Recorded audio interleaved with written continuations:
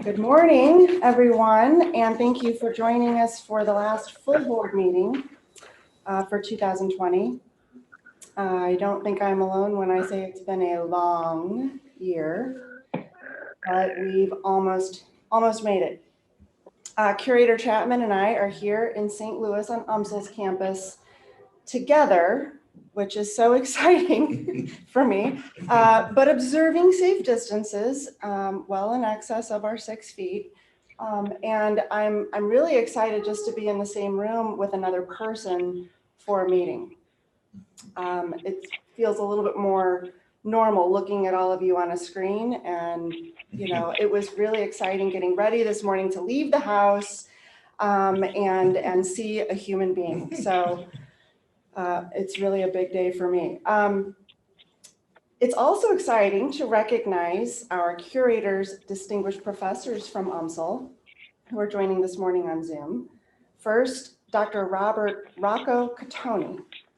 Dr. Rocco Catoni has made remarkable contributions to the field of psychology as a professor of counseling and family therapy, and his dedication to teaching, service, and research excellence has been recognized by organizations like the American Counseling Association. With over 30 years of counseling experience, he has published extensively and is the author of many books on ethics and decision-making.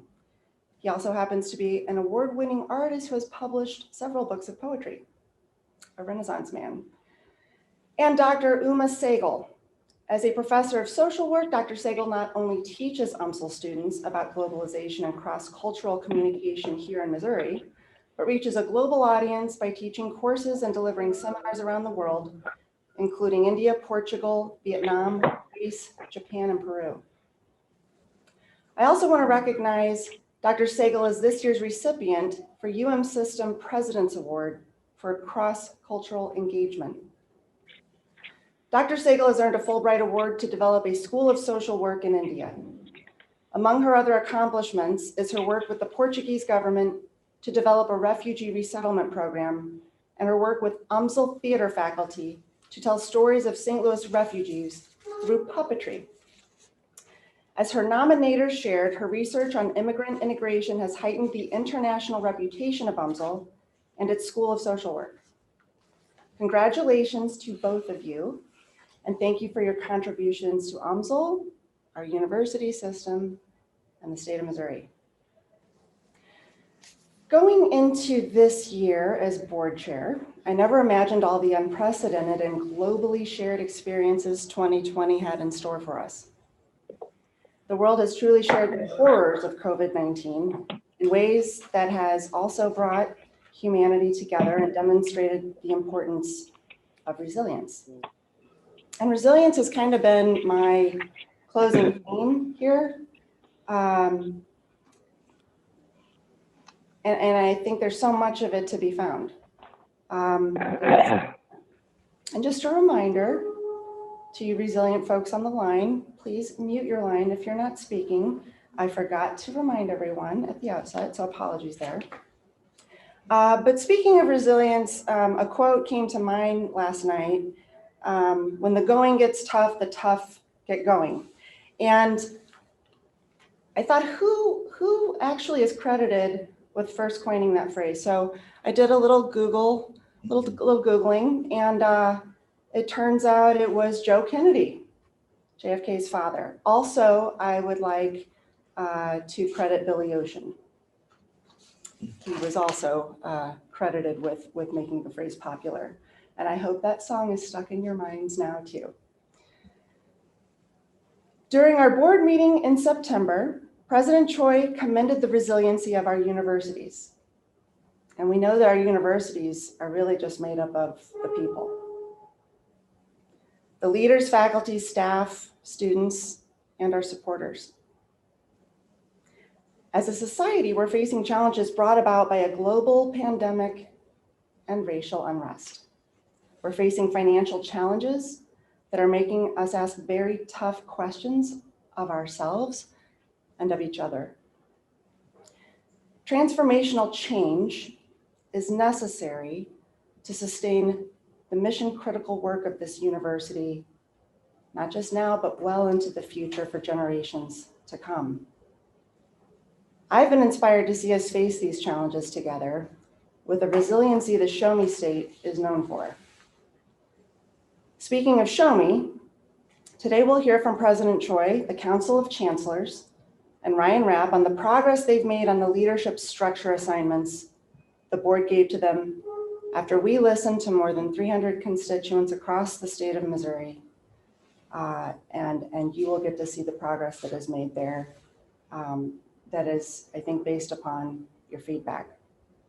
We're on the cusp of transformational change, and that's exciting because it means that we will be able to deliver even better service, research, and teaching to our communities. And I know I've said this before, but a sincere personal thanks to President Choi for being a catalyst for change in a time where tough decisions are sometimes unpopular, but necessary. His commitment to improving this institution has been a constant since he was announced as president just 4 short years ago. While I began this term as chair, we were all gathered together in this physical location on UMSL's campus. And while our circumstances are shifted, I outlined as my challenge to the university community and to this leadership team specifically really hasn't changed despite the challenges. And in fact, much of what I suggested we work to achieve, we have done so and more. Our leaders have rejected mediocrity to make incredible progress to achieve results. We are starting to do things differently than we have and holding ourselves accountable to delivering on our commitments, even when it isn't popular among a vocal few. We are starting to do things differently and big things like the e-learning initiative. We've made remarkable strides to unite 4 different campuses around a portfolio of courses that will serve an untapped market of potential in the coming months and years. We topped off the NextGen Precision Health Building and continue to celebrate milestones through new industry partner opportunities and philanthropic contributions and hopefully state support that the facility will be open this time next year. And I look forward to helping you celebrate that. We saw the important work of our faculty members come to life and offered a new level of connectivity and collaboration as we rolled out academic analytics earlier this year. The stories that we can now visibly share with our communities will bear fruit for the future of our research and productivity. We knew great work was happening before, but we needed a better way to connect our leaders and to allow people to see it in a measurable way, and we have that. And the data that we're now able to capture will help our leaders continue to make data-driven decisions to better support our research, as well as our teaching and our service mission. We are partnered with the state on critical issues, broadband and workforce development, which are direct needs that we are developing solutions and outcomes for the future of Missouri. And all of this happened in the midst of a global pandemic during an historic election year that involves some really uncomfortable societal conversations. I'm just saying. So despite the fact that 2020 has been a long year, we have a lot to be excited about in 2021 and beyond. Thank you for the opportunity to serve on this board for the past 4 years and to represent the board as your chair this year. It's been an incredible honor of a lifetime. Now, I didn't graduate or attend any of our 4 universities, and along the way, people have asked me, why are you on the board? You really don't get paid? Why do you put so much time into it? You don't even care about football. And even my husband said on the only home football game that we attended 1 home football game and 1 home basketball game.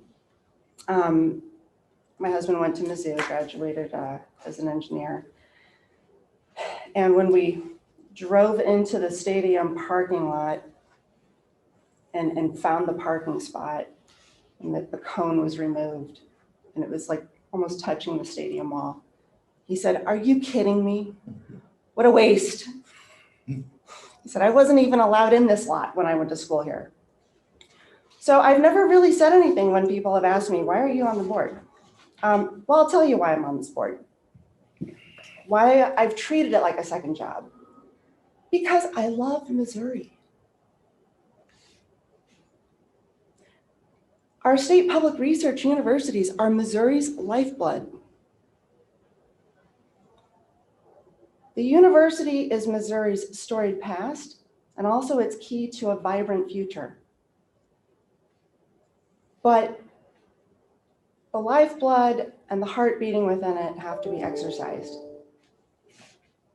We have to be fit, we have to be disciplined, we have to eat well, and we have to exercise.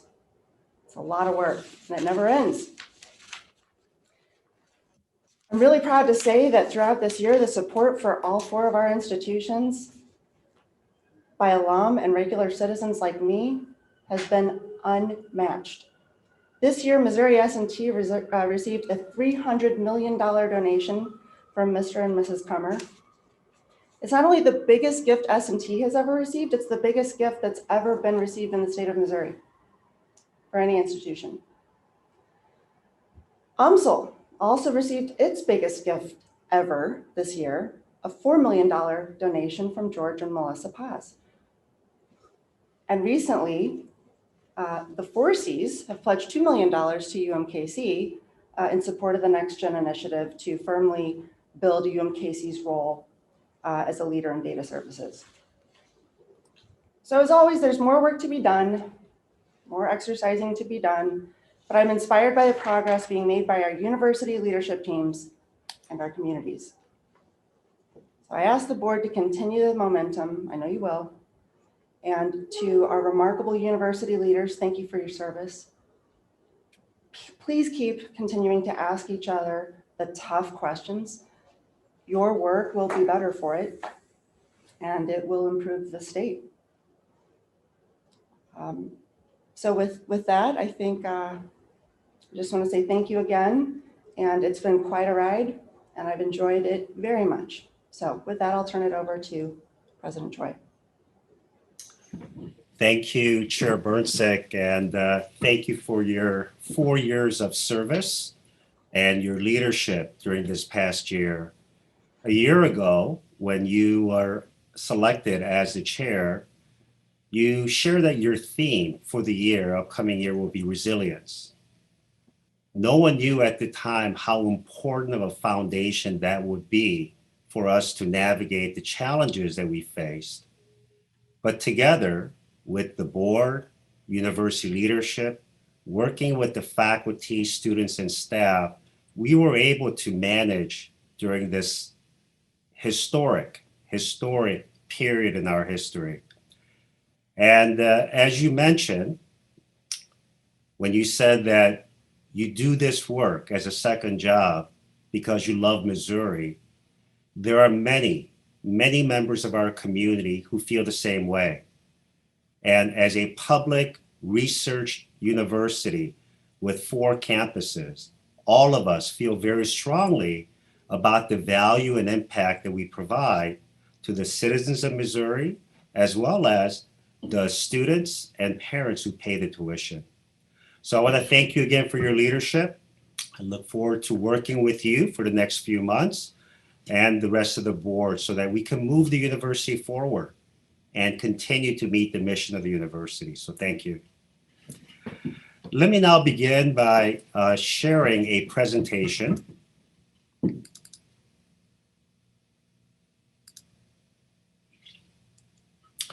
And as Chair Bernsick mentioned, the gift from the Cummers is a monumental gift that would transform Missouri S&T, but also more broadly, transform the state of Missouri as a state that can train outstanding student leaders who graduate and become engineers, who can become the scientists that this state needs to attract more companies into the state. And as you may know, Mr. Cummer served on the board of Curators, and he believes in the value of higher education and the system in the role that it can play for economic development. So we thank him and Mrs. Cummer greatly for their outstanding gift. Next is a $10 million gift from another alum, Mr. Bipin Doshi and his wife Linda. And they're using this gift to name the chemical and biochemical engineering department. And through this gift, there will be significant support for laboratory upgrades, as well as support for undergraduate and graduate students.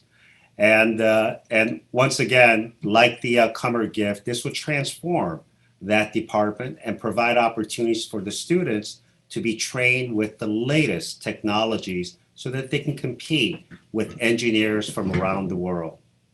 These two gifts were received by Missouri S&T within the first year and a half of Chancellor Mo Degani's arrival. He brought fresh perspectives. He brought a sense of urgency and created an exciting vision for the donors to believe in, rally around, and these two are the first of many gifts that we expect Missouri S&T to receive under his leadership. So I want to thank and congratulate Chancellor Degani. Now let me share with you some updates on the research front. We just recently announced the Tier 3 strategic plan investments in arts, humanities, and social sciences, and 23 projects were selected. We had external reviewers and an internal group of 12 faculty members from all 4 universities that selected these 23 projects. Some of them are, some of them are shown here, but they're all outstanding. For example, Professor Joseph Hartman looks at the impact of hurricanes on the development of Caribbean society. Professor Ann Austin from UMSL was one of the first researchers to recognize tattoos on mummies and the significance that it has on their cultural development. Professor Segovia here at Mizzou is working with school districts to provide new training and new outreach programs so that kids have healthy meals. And Professor Pope looks at the 1733 uprising in St. John and how that shaped that society in the Caribbean.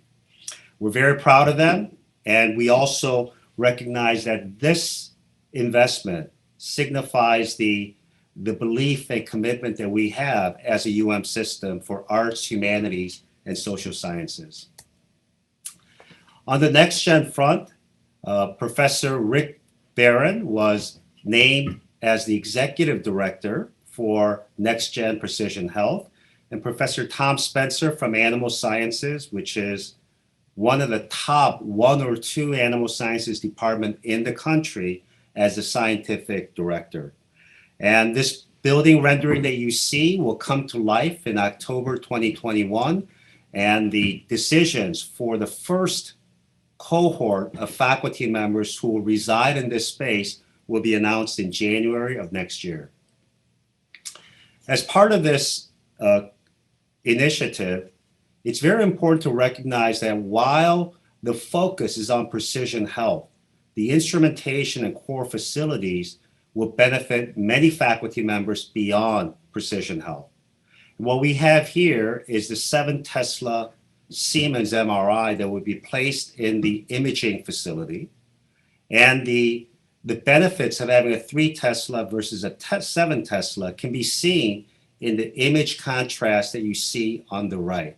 With the higher power magnet, one can image more discrete locations and perhaps the onset of disorders like Alzheimer's much earlier using a 7 Tesla.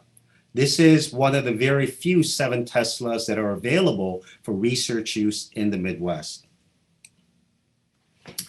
We also have announced a major partnership with Thermo Fisher Scientific to establish the Electron Microscopy Center of Excellence. It can be used for life sciences as well as material science. What you see above is a strand And that is a strand of a DNA that is anchored with silicon nails. And the DNA diameter is typically on the order of 2 nanometers. 2 nanometers is about 100,000 times smaller than the diameter of a human hair. With this ability, we'll be able to delve into regimes of materials, both soft and hard materials, to be able to analyze and also manipulate. This will also be one of the premier electron microscopy facilities in the Midwest. And as you can see, there will be 7 pieces of equipment that will complement existing equipment. In addition, there were 3 electron microscope and similar instrumentations that were provided to Missouri S&T, and another piece that was provided to UMSL to make this a collaborative system project. And as Curator Chair Bernsig mentioned, our former president, Gary Forsey, and his wife, Sherry, have contributed the lead gift for the Data Science Analytics Innovation Center. And as using this gift, we'll be developing a partnership that begins with leadership from UMKC and Mizzou, but will serve all 4 universities to be able to analyze, store, and use data to make informed decisions, whether it's business decisions or decisions based on research. I want to share a few research highlights from each of the campuses, and this is from Missouri S&T. In fulfilling the vision of developing an Army Research Center, Professor Laura Bartlett developed a proposal to create new lightweight steel components that can rival the cost effectiveness of aluminum and the strength and the weight of titanium. So imagine what this can do for next generation aviation for hypersonics or low weight biomedical components. And Professor Bartlett is one of the leading experts in the United States, and she'll be leading a team that will make this project come to reality. At UMKC, Professor Holly Hagel is one of the world's leading experts on opioid response and to use evidence-based approaches for not only training and education, but also mediating the impact of opioid addiction. And there's a strong partnership that she has created with faculty members at UMSL, Mizzou, and Missouri S&T. At Mizzou, Professor Donald Burke Aguero received a very special NASA grant that looks at paradigm-shifting scientific discoveries. And as part of this, he is studying, of all things, the origins of life that can determine that critical missing piece of how RNAs form the basis of life as we know it on this planet and perhaps in other planets. And we're very excited about the seminal shift in our understanding about the origins of life. And at UMSL, through their outstanding College of Education, Professor Apor Register is developing transition programs that can enable students with disabilities to succeed in higher education. So when we talk about access and opportunity, inclusion, diversity, and equity, these types of projects also contribute strongly to the mission that we have for inclusive excellence. The 4 major grants that we shared with you is the culmination of a lot of work from our faculty members, staff members that actually work in the laboratories, or those who submit the proposals on behalf of the faculty, and the leaders that bring together teams of faculty and provide the support for our proposals to be successful.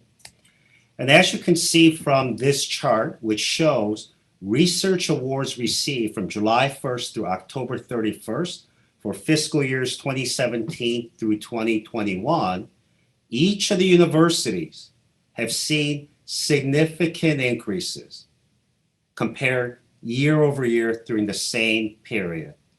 And this is despite the fact that we underwent the challenging periods of the pandemic, where many of our researchers were not able to work on site. This is an important trend that we must maintain to ensure our standing as public research universities that serve Missouri and the rest of the nation. So let me end by sharing with you that this year, 2020, started off with great hope, great promise, with an economy that was roaring back, with the opportunities for us to make investments in new scholarships as well as research innovation. But all of that changed in March, and we had to deal with so many different challenges, whether it's social unrest, the recession that came about because of the pandemic, and knowing that our loved ones were either affected directly or knew someone that was affected. But during that period, we were also fortunate to have strong leadership from the board. And I can't say enough about our administrators who worked above and beyond to ensure that our students, faculty, and staff, and the community were served with the best interest of their health and well-being. So we were able to manage through it. But just like Chair Bernsick, I want to thank those individuals who contributed so much to our success this year. And students all across our universities, they were resilient. They wanted to be back on campus. They knew the risks. Many of them took the precautions very seriously. And while we had some peaks during the year, we were able to manage through longer than many other universities. And when we made a decision for some of our universities to depopulate the campus, it was based on public health as well as medical advice, the right reasons for closing the campus, not closing the campus, I'm sorry, depopulating the campus so that we reduce the risk to the community. And also for the students that graduated in May of 2020, we're part of the highest graduation rates that we've ever seen in all 4 of our universities. That's resilience. Thank you to all of our faculty. Our faculty members also had to face the impact of the pandemic, the recession, and social justice, as well as social unrest matters that were occurring throughout the country. But their commitment to our students and their learning and to their craft of research and outreach is demonstrated from just a sampling of the faculty members that have received important awards, whether it's Professor Landor serving as an undergraduate research mentor above and beyond her teaching and research responsibilities, as well as Professor Sago for her work on cross-cultural engagement involving social work that has elevated the stature of UMSL and the School of Social Work there. Professor Amy Simons, a fellow Chicagoan, has 997 students that she's teaching this year. But she approaches each class with the great smile that you see, that she cares about their learning, and she will go the extra mile to ensure that her students get the best education possible. And on the research side, Professor Kun Chang is one of our leading scientists working on cancer.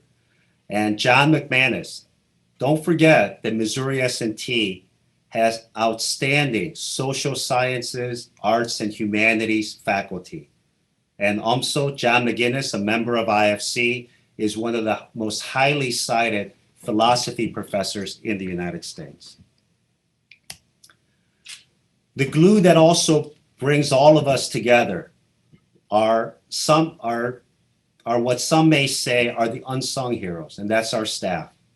Selfless dedication is what they represent, whether they are service workers cleaning the rooms after each session, or our medical staff ensuring that we have the testing capacity and the capacity to intubate patients that require that support, or Missouri S&T police officer getting getting together to get the care packages ready before the start of the term, or outstanding teachers who ensure that teaching development continues in our local K through 12 institutions. And at all four universities, the dining services workers who are there early, stay late, and they are essential for our students who live in our residence halls. So let me end there by thanking everyone who contributed so much to our university. And as we began the year with your leadership, Chair Bernsick, with the theme of resilience, we're going to end the year with the theme of resilience. And the theme of resilience will be part of our DNA moving forward to address upcoming challenges. So thank you. And I will now turn it over to our student curator, Remington Williams from UMKC. Good morning, thank you. I'll give the team a couple minutes to load up the slides. But going off kind of what Chancellor and President Choi and Chair Bernsick said at the beginning, in September we talked a little bit how we've kind of had to adapt and adjust to how we live on campus and learn in our academic environments. And this month we kind of wanted to discuss how we've kind of answered up and elevated our operations. So if we can go ahead and go to the next slide, please. So a little update on what the Intercampus Student Council is doing. Currently, we're still planning a student leader summit for student leaders across the state in early February to come together and discuss topics that students within the system think are important and impacting all universities across the state, such as equity, equality, things like that. Also, we're working on other student-raised initiatives, such as updating some honor code language and things like that found throughout various campuses and different schools at our four universities. And then finally, I'm sure some of you saw, we worked closely with IFC, the Intercampus Faculty Cabinet, to put out a resolution in recognition of really those unsung heroes that President Chancellor Choi just brought up, which we'll see on the next slide. So as Chair Bernsick stated toward the beginning of our time together this morning, our strongest assets really are our people. So IFC and ISC wanted to come together to pass this resolution. This is just an excerpt that went around to all staff members across the system. On Tuesday, we've already gotten a fair amount of feedback from staff members that they received it and appreciate kind of the recognition, because our main goal behind that was to let them know that as students and faculty member, we see them every day, we appreciate them every day, and this was one of our first steps to kind of tangibly let them know that we see the hard work they're undergoing, whether it be to space the classrooms out like you see there, or in countless other roles behind the scenes. So there'll be more to come in terms of tangible steps on this front, but this is kind of our first step, and we look forward to keep working on that. Next slide, please. So really, obviously, this pandemic and COVID climate has impacted our campuses and where our students live and work and learn, but we also acknowledge that it's affected the communities and the cities and the locations and the regions that host our physical campuses and buildings. So really, this has been a great opportunity for students and faculty and staff to shift focus back to mid-Missouri, to understand our mission and our goals as a land-grant institution, that our student success leads to our system success, which should also then lead to our state success. So a good tangible example of this can be found at Mizzou, where the Mizzou Alternative Breaks group that was founded in 1991, so long before COVID was even thought about, has been able to work with 17 local partners across mid-Missouri to give back during their Como Give Back Weekend. So over 100 students participated,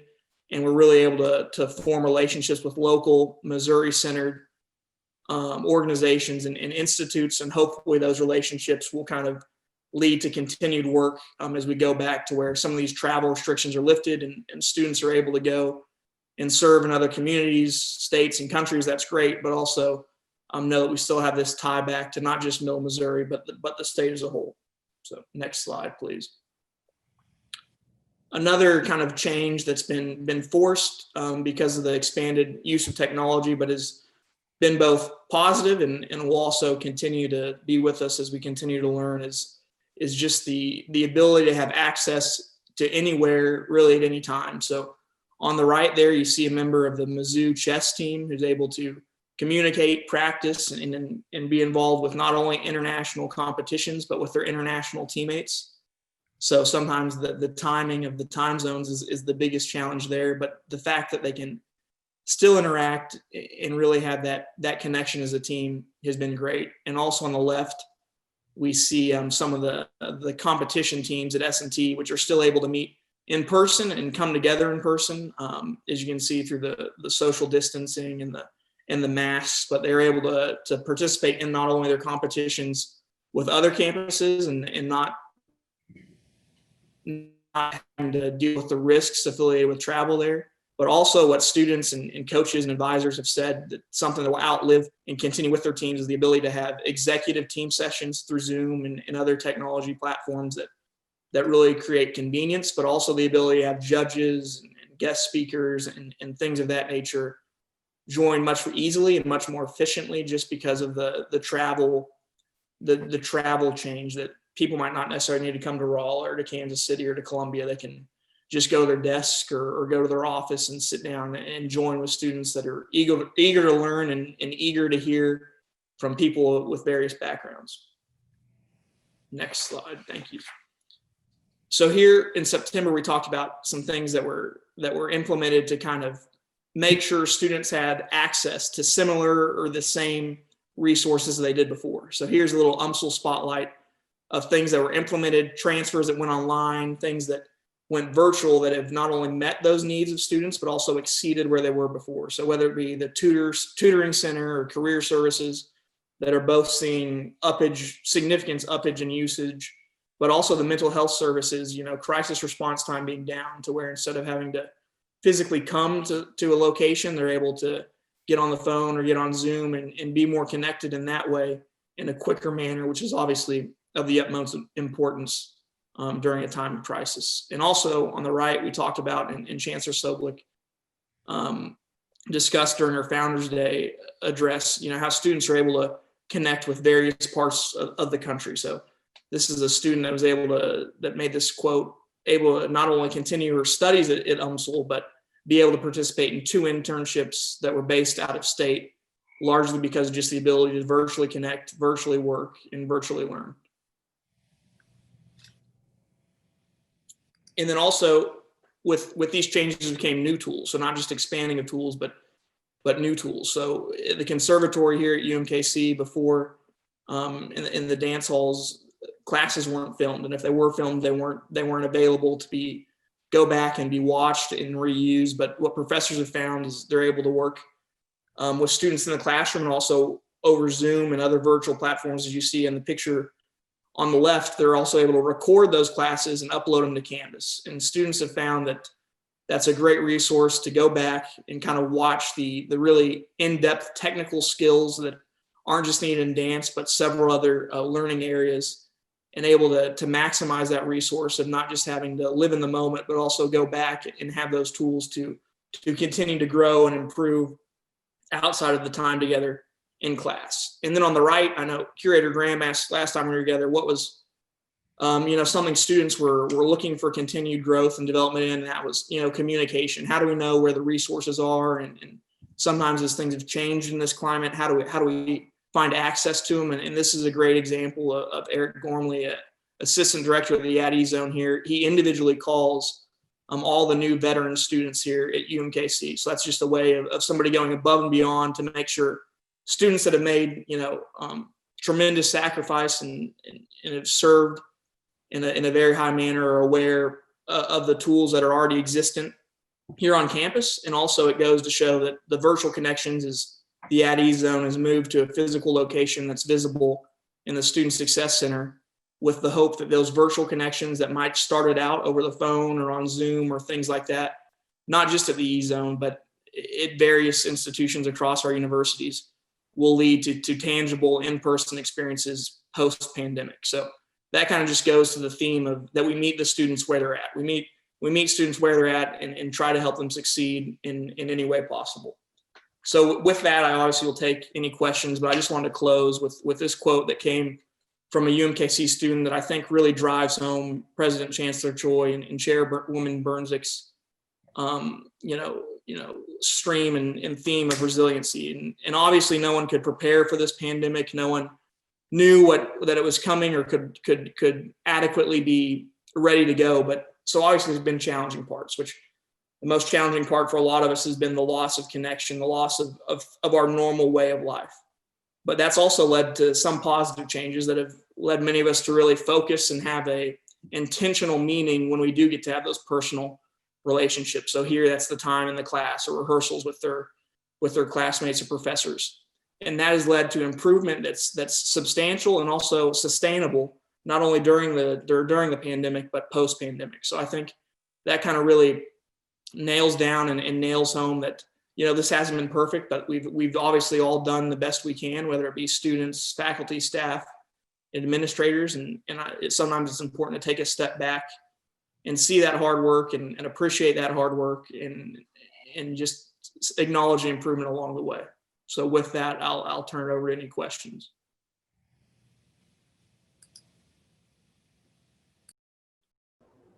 Are there any questions?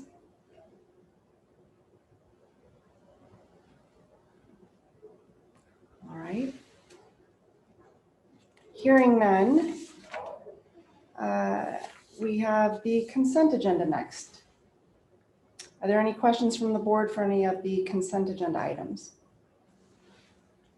Hearing none, I would move approval of the consent agenda. Can I get a second?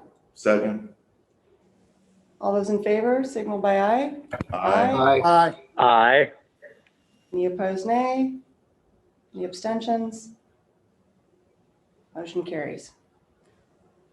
All right, next, I believe I will turn the meeting over to you, Curator Graham, for the Health Affairs Committee report. Thank you, Madam Chair. And yes, the Healthcare Affairs Committee did meet on November 12th. And we'll do this a little bit differently today. And in the interest of expediency, we had a great meeting and lots of exciting and important things are going on. But rather than engage in some duplicity, at this time, I'd like to call upon Dr. Rick Barron, who's our Executive Vice Chancellor of Health Affairs, who's going to bring the board and those in attendance up to date on some really exciting things that are happening, particularly with MU Healthcare, and also some that's going on over at the School of Medicine. Dr. Barron.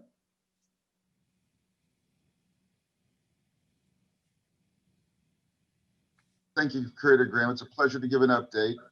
Can I have the first slide? I'm going to show a few slides that's a bit of a summary of what we did at the Health Affairs Committee. Next slide, please. So this is one slide to talk about NextGen. President Choi has already gone over a few of these things, but I do want to emphasize that we now have our new banner for NextGen, and we have a logo for each campus, which is very significant since we have things going on at each campus.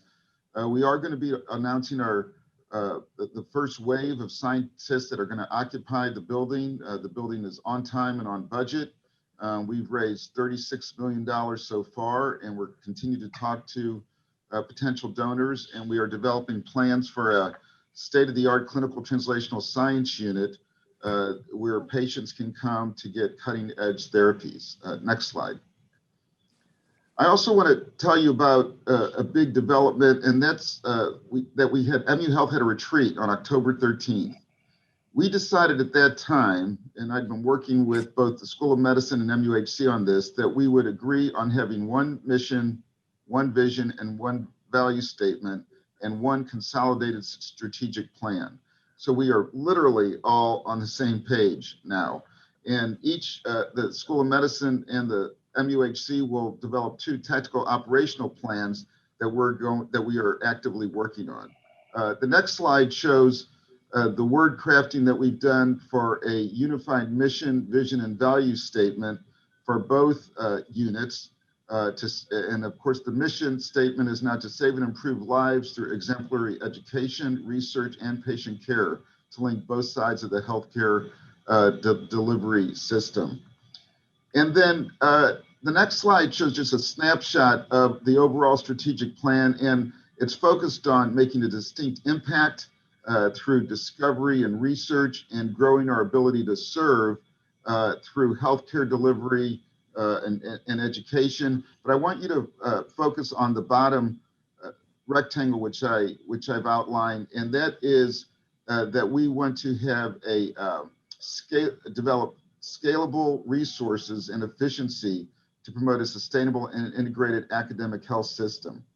So that really leads to the next thing that I want to update you on, which we're very excited about, and that's our consolidated campus plan. Next slide, please. So why do clinical integration now? Why integrate our hospital system on one campus? Well, the decision to move pediatrics and women's services off the central campus occurred over 20 years ago, and it may have been the right decision then, but it's not for 2020 and into the future. These discussions had been occurring at MUHC, but then COVID-19 really accelerated the discussions to integrate women and children's on the main campus. And there are very strong cases to be made for doing this. It will improve clinical service line delivery. It will eliminate duplication of services. The infrastructure at the old Women and Children's Hospital needs tens of millions of dollars to upgrade it. And we really believe this is a once in a generation opportunity to create a women's and children's healthcare facility for the next generation. This will also ensure that MUHC remains financially profitable.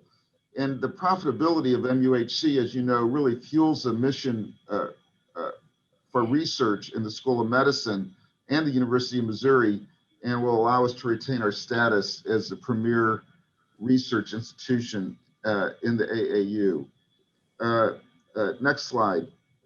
The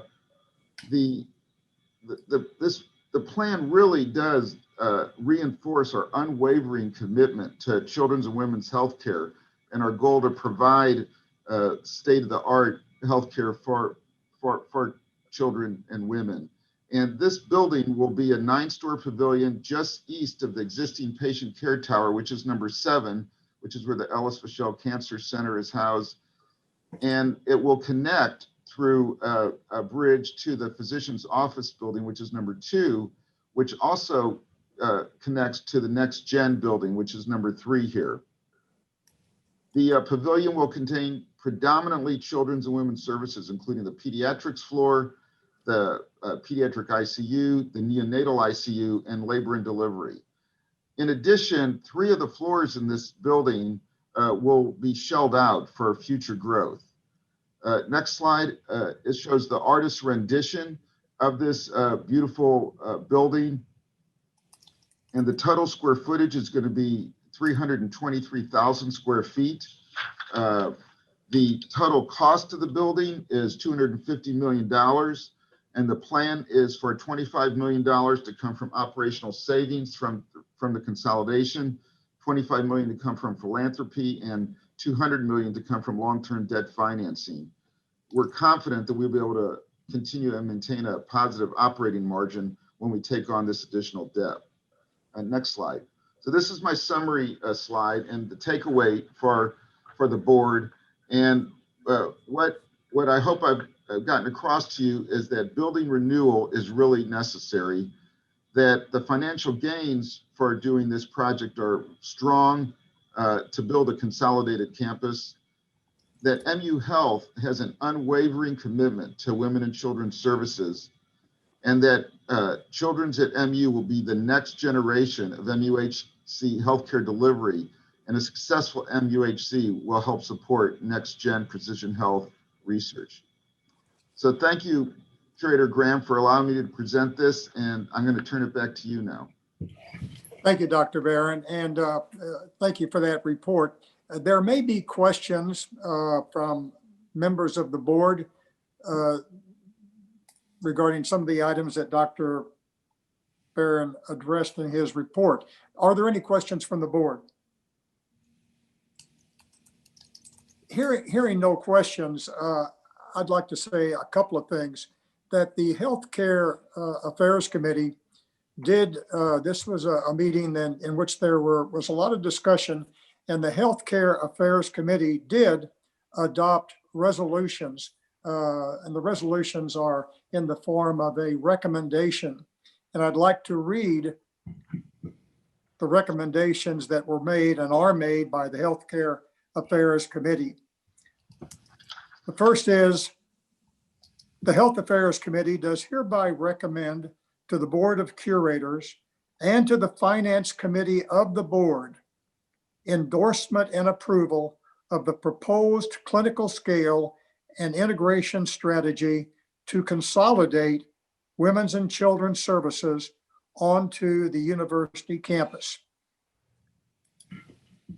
The next recommendation to come from the committee is a recommendation and a communication to advise the Finance Committee of the Board of Curators that the Health Affairs Committee supports issuance of $200 million of debt financing to build Children's Hospital on the university campus, consistent with the presentation made to the committee this date. At some point, I suspect during our meeting, that issue will be discussed, and Ryan Rapp will be available to answer any questions in connection with that recommendation. Are there any additional questions from the board? If not, I want to make a closing comment, and that is just a personal observation from me as chair of the committee, and I've served on this committee for some time. I can't tell you how fortunate we are to have the team in place that we do right now. Dr. Barron, Jonathan Curtright, and Steve Zweig, the Dean of the Medical School. They work together so well in an atmosphere of mutual trust and cooperation, and they are getting so much done. It's a pleasure to watch. And so, Dr. Barron, I know, Jonathan, you're listening, and I think Steve's listening also, but on behalf of our committee and certainly on behalf of the board, we thank you for the good work that you're doing. Madam Chair, that completes the report of the Health Affairs Committee. Thank you. Thank you, Curator Graham. Next up is Curator Steelman, who I'll ask to provide the Finance Committee Chair report. Can you all hear me? I could not Yes. hear Julia. You can't hear me? Okay. I'm ready to go. I knew what you were saying, though. I'm going to try to get a quick overview. We have several things to be referred to the full board for a vote. The first is that the Chief Investment Officer, Tom Richards, presented investment policy changes, which we only revisit every few years. And this is resulting from an asset allocation study for the retirement plan. The investment return expectation of the revised asset mix or asset allocation is going to go down to 6.75% as compared to the current actuarial return assumption of 7.2%. This will have significant impact in the spring of 2021 when it will be presented to the board that the defined benefit plan actuarial changes will have a cost increase that could result in some magnitude and could, depending on how the board decides to treat it, significantly affect the operating revenues of the board. But as at this time, I'm just saying that we're just moving to adopt the revised asset allocation, which has, as I said, a 6.75% as opposed to 7.2% expected rate of return. Any questions from the board? Madam Chair, on behalf of the Finance Committee, I move to recommend to the full board that the existing investment policy of collected rules and regulations, section 140.015, as noted in the board materials for the November meeting. I will need a second to that. Second. We have a motion and a second. Everybody in favor, say aye. Aye. Aye. Aye. Aye. Aye. Those opposed, nay. Any abstentions? Motion carries. In Chair addition, Bernsek, I need to abstain from that vote due to my job. Thank you. Did I cut you off? I'm sorry about that, Jeff. So we have then 8 votes in favor and 1 abstention. Is that right? Yes. All right, motion carries. Thank you. In addition, Ryan Rapp provided an overview of the changes to the collected rules and regulations 230.010, which is tuition and supplemental course fees, and introduced new collected rules and regulations 140.025 on financial performance and accountability. These dovetail with the changes being made to the system and the chancellor's report. The changes to tuition and supplemental course fees reflect a new and increased role of each chancellor in defining tuition and related fees. Many of you will remember that was quite a point of discussion with many of the stakeholders, particularly from S&T.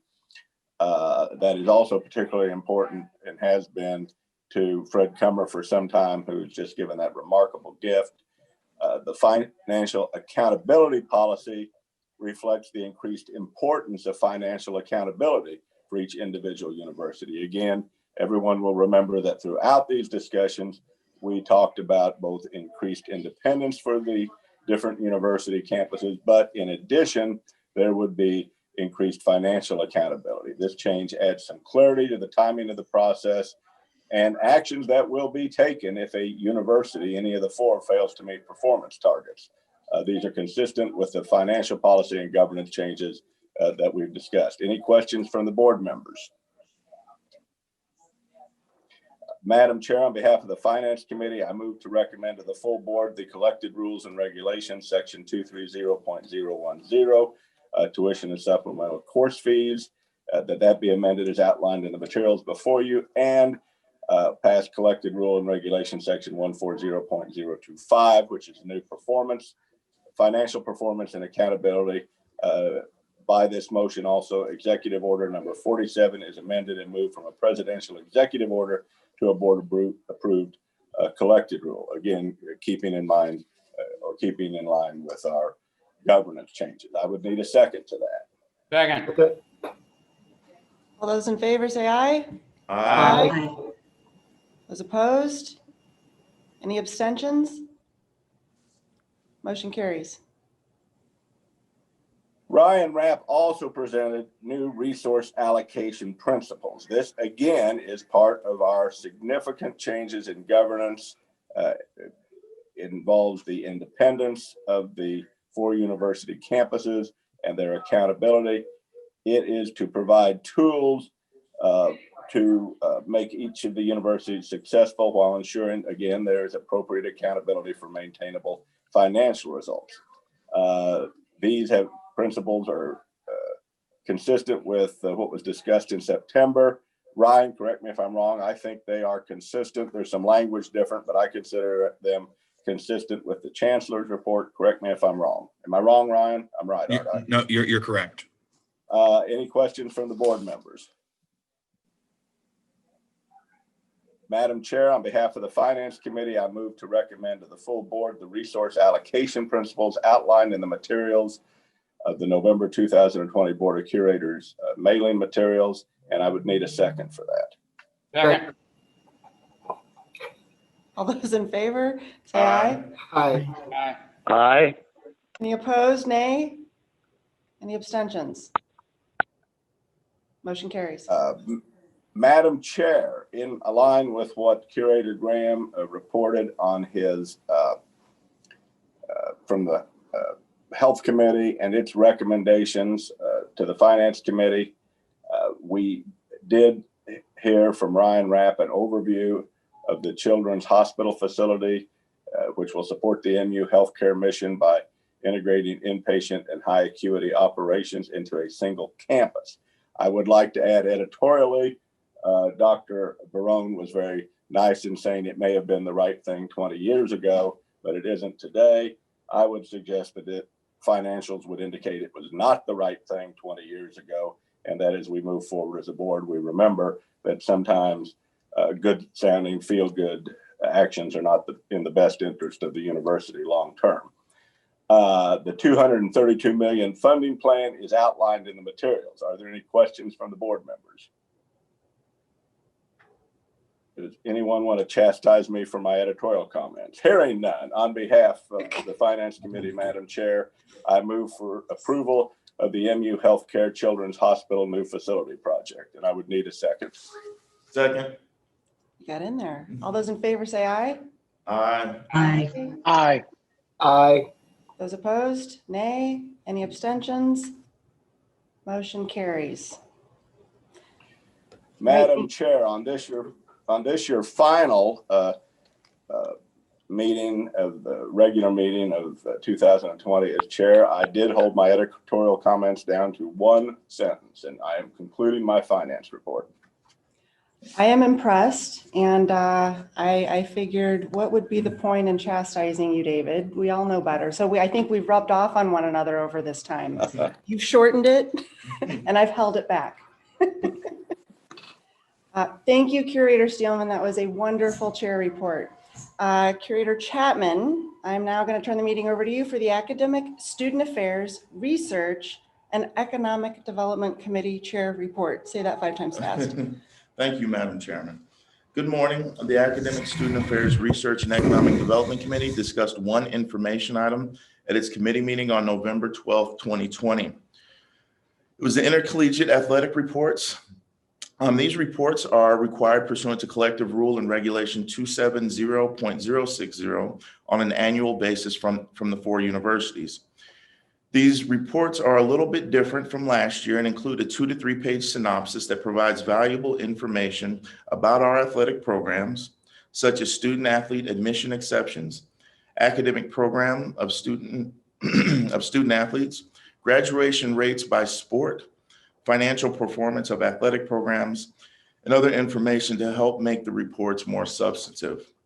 The athletic directors from the 4 universities presented at our committee meeting, and we had an informative discussion.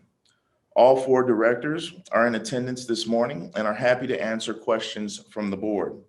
Are there any questions from the board about the annual intercollegiate athletic reports?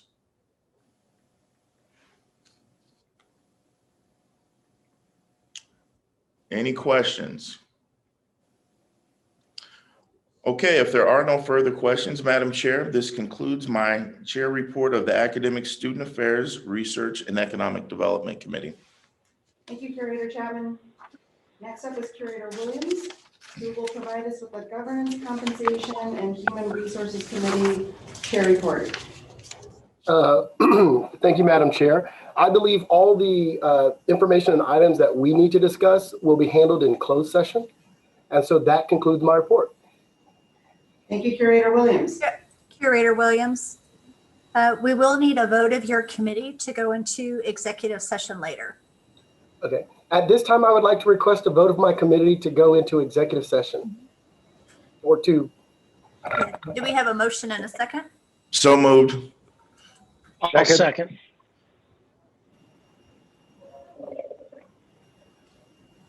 Okay, Curator Chapman. For a roll call vote, Curator Chapman, Yes.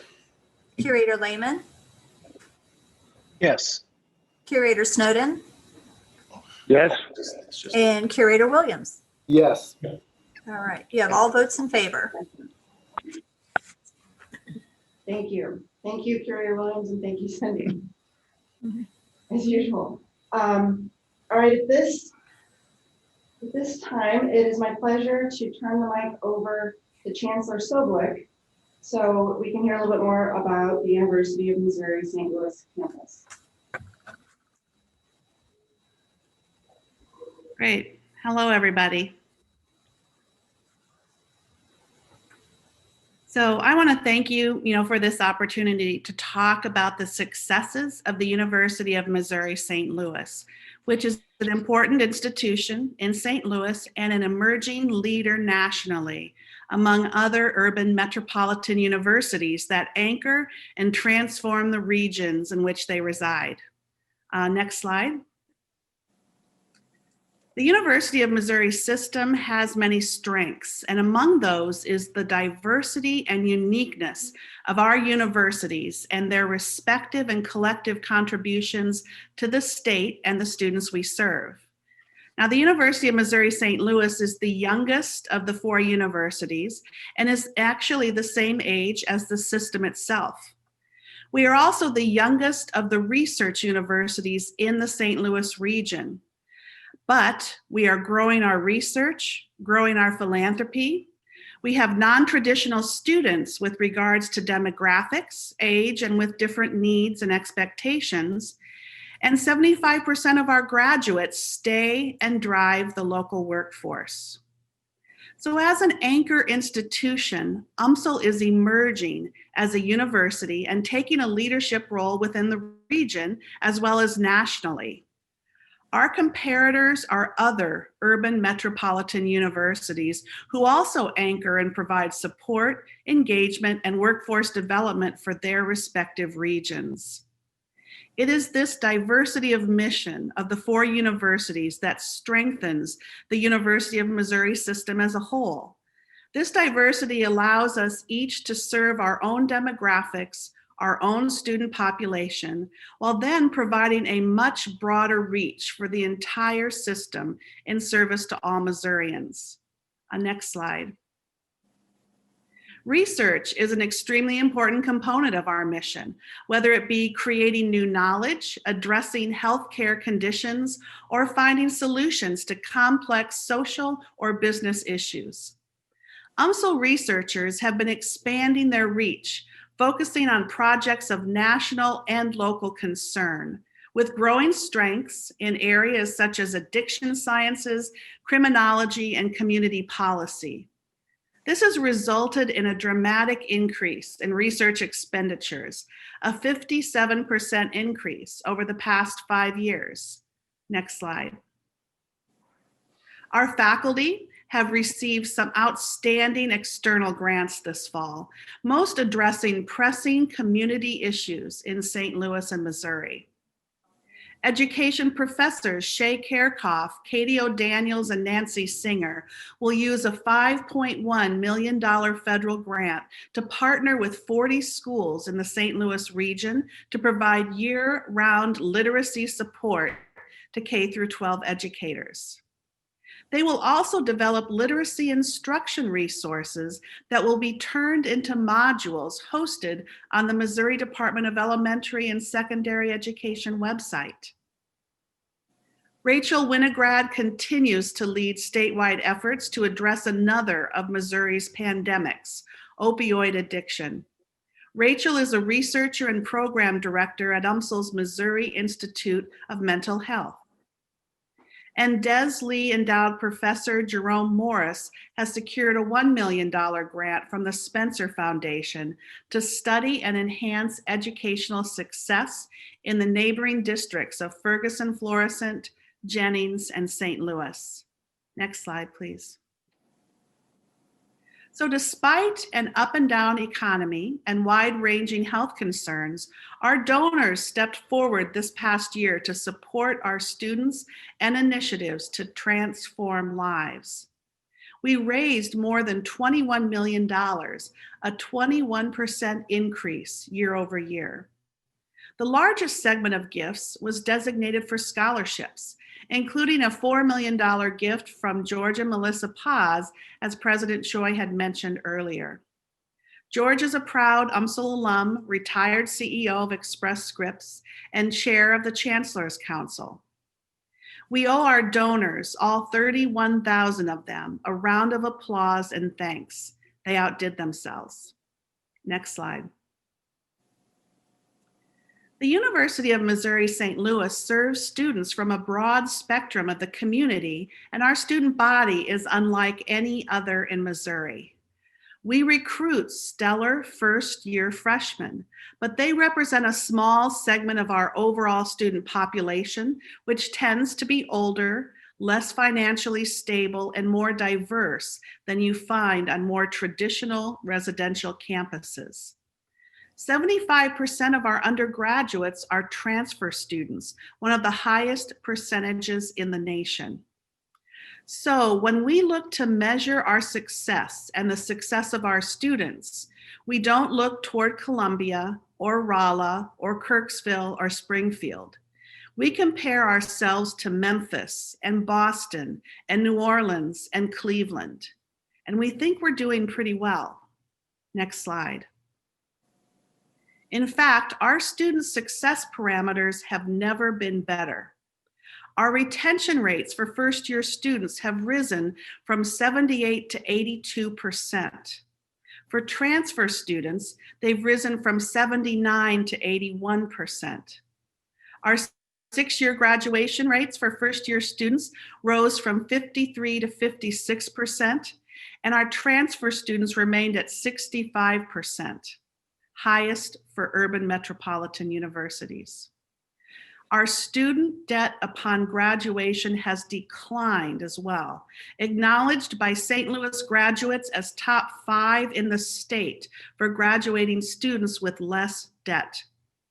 We are the leader, top in the nation, amongst our peers who are the urban and metropolitan research universities.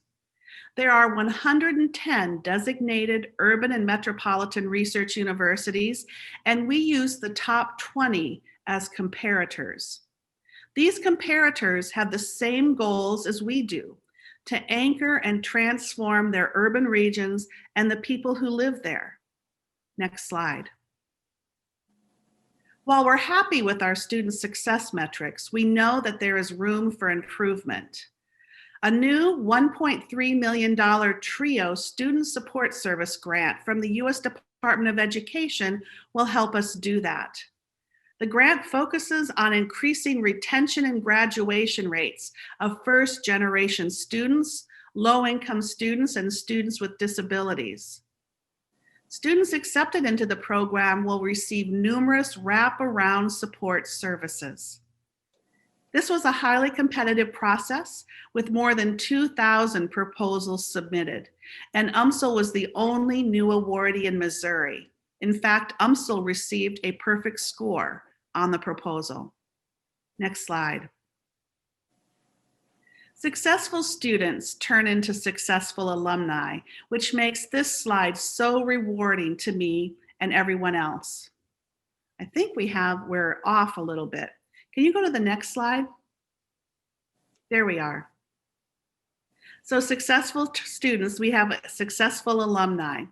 So the university began with a need to bring a top-tier public research university to serve the region.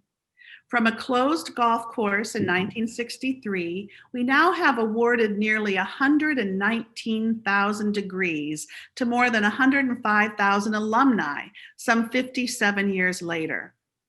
UMSL is a success story.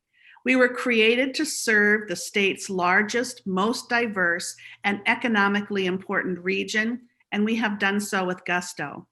No institution does more to educate and graduate students from Missouri who stay in Missouri, and UMSL graduates dominate the regional workforce. I guess we were spot on, so stay here.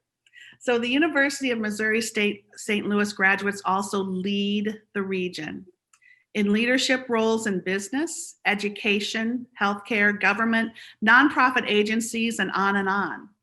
A few examples include Ken Sella, who's an executive at Edward Jones, who was selected to chair the St. Louis Regional Chamber Board of Directors. Ken is the third consecutive UMSL graduate to lead the regional chamber, joining Warner Baxter of Ameren and Tom Minogue of Thompson Coburn. Rachel D'Souza Siebert received a Diverse Business Leader Award from the St. Louis Business Journal. Rachel is the founder of Gladiator Consulting, which specializes in community-focused fundraising. Sharonica Hardin Bartley was named the Stellar Performer in Education by the St. Louis American. Sharonica is Superintendent of the University City School District. And Darian Cockrell won the Missouri Teacher of the Year Award from the Missouri Department of Elementary and Secondary Education. Darian is a physical education instructor in the Lindbergh School District. Okay, next slide. The University of Missouri St. Louis remained a Tier 1 national university and posted its highest ever combined score in the 17 measures used to inform the 2021 U.S. News and World Report annual Best Colleges rankings. UMSL climbed 14 spots to rank number 126 nationally among public universities. Again, indicating we, as a younger institution, are emerging. UMSL was also again named a top performer on social mobility, a ranking that highlights how well universities have graduated students who receive Pell Grants. UMSL is one of only 2 universities from Missouri on this important and prestigious list. There are many reasons for our improvement. The most significant is that this year, U.S. News placed more weight on outcome measures than input measures. This means institutions such as UMSL, institutions that despite limited resources provide high quality programs to diverse students with great effect. They're being rewarded for being what they are, overachievers. This is great news for which our students, faculty, and staff should be congratulated. Next slide. I also want to bring your attention to Times Higher Education, a publication which is similar to U.S. News and more prevalent internationally. Times Higher Ed ranks UMSL 52nd in the world and 6th nationally in its best universities for reducing inequities. Next slide. This fall, Insights into Diversity magazine recognized the University of Missouri St. Louis with its 4th Higher Education in Diversity Award. The HEAT Award recognizes universities that demonstrate an outstanding commitment to diversity and inclusion. UMSL was the only Missouri institution to receive the HEAT Award this year and the only Missouri institution to make the list 4 times. I am proud of this recognition for many reasons, but mostly because it illustrates our collective institutional efforts and culture of striving for excellence for everyone. Next slide. I am proud of the progress that the University of Missouri St. Louis has achieved as an emerging institution, both regionally and nationally. We are a leader in workforce development and an anchor in the St. Louis region. We are also a national leader in student success parameters for urban metropolitan universities. Our success as an institution expands the positive reach and impact of the University of Missouri system. It is that diversity of mission, vision, and student engagement of each of our universities that strengthen the system and ultimately the state of Missouri. Thank you for supporting the University of Missouri St. Louis and its mission to transform lives.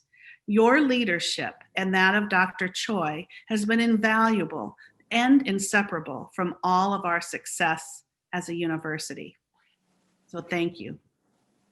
Are there any questions for Chancellor Sobolik? Just a comment, if I can make.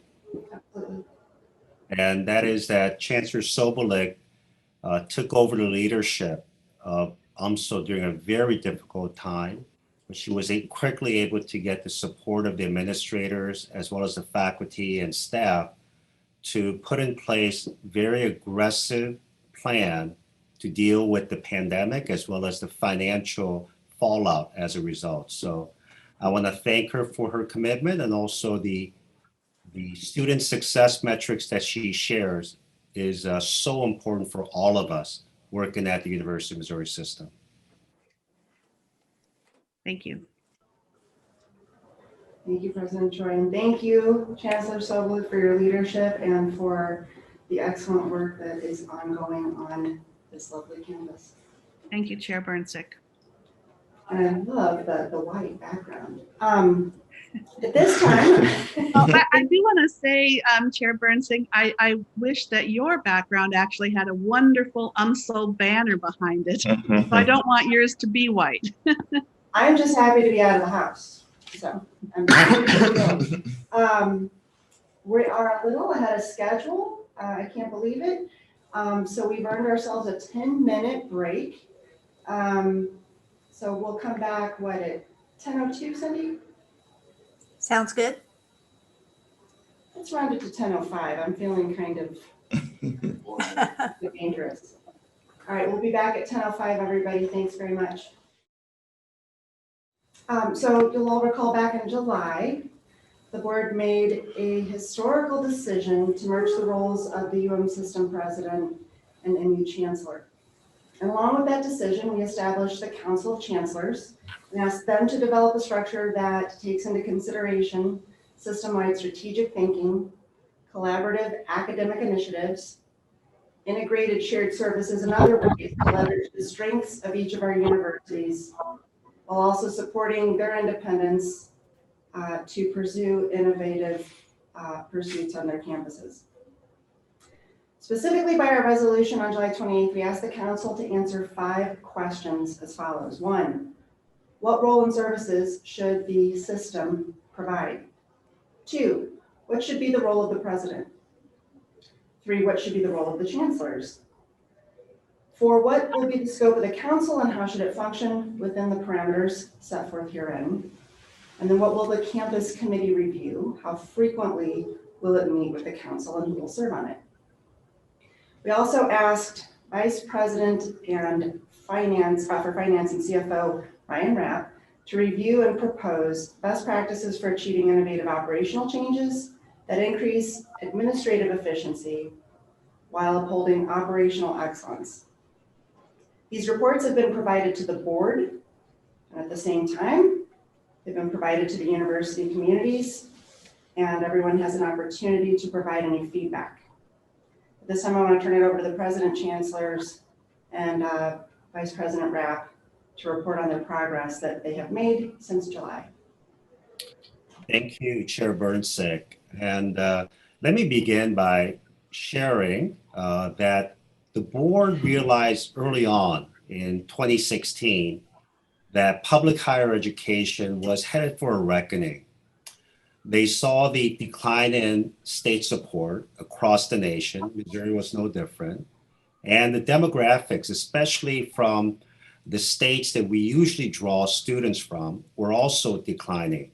There was also greater competition for offering of degrees and certificates from universities that offer significant online programs. At the same time, we had significant needs to invest in student success, research, and engagement.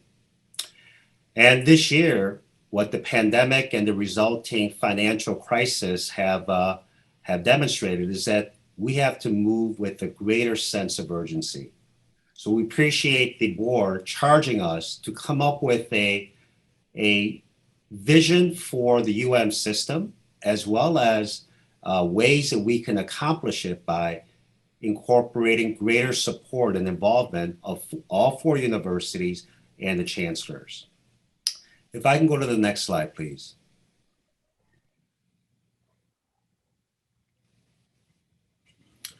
So since August, we have been meeting weekly with the 4 chancellors as well as general officers as part of the UM system to evaluate the 5 questions that were posed to us by the board, as well as ways that we can better understand how to deliver shared services more effectively and more efficiently. And during this process, we worked with a number of higher ed leaders, including Terry McTaggart from AGB Consulting, to executive leaders at systems all across the United States to understand the important issues that they face in running a system, as well as identifying the pitfalls and best practices that they've developed. After the weekly meetings have began back in August, we quickly convened again in September to better understand where we are as a system. And to a person, each chancellor emphasized the importance of their university being part of the system, and that we are going to continue to find ways for the system to support the important mission of the university. Next slide, please.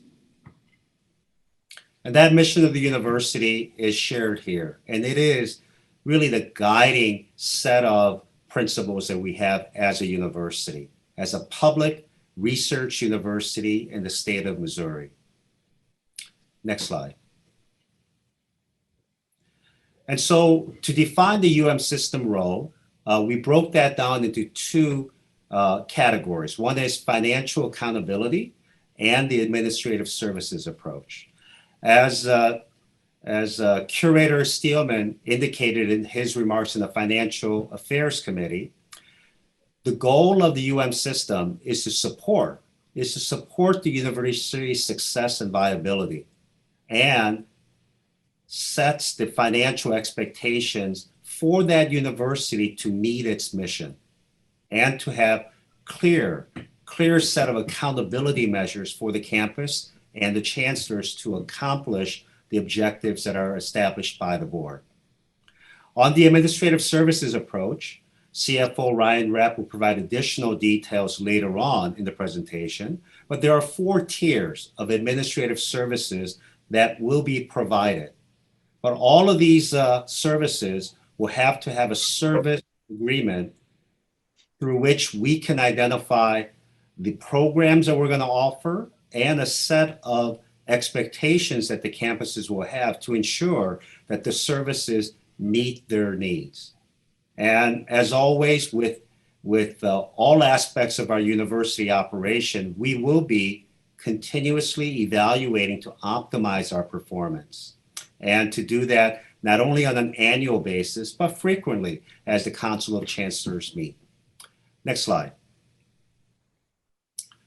So I'm going to answer the first part of the question that was posed to us. And this was developed with the Council of Chancellors, with input from many constituents, including the system general officers.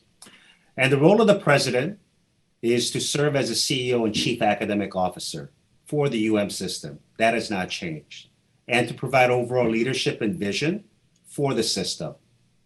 What has changed is that there will be a greater role that each of the chancellors provide, so that the system and the UM president can provide the sets of recommendations and approaches to the board for approval. And whether it is to develop better ways that we can collaborate on academic programs and research programs, but also to develop policies and shared service approaches that best meet the needs of all 4 universities. And as the advocate for public higher education in the state, the president, along with the chancellors, will visit state legislators as well as a congressional delegation to advocate for the important programs that we have at the university. So the important thing that changes in the role of the president is that the president's responsibilities will be supported by the Council of Chancellors to set direction, as well as developing new initiatives for the system to pursue. So with that, let me turn it over to the next speaker, and I believe that is Chancellor Agarwal.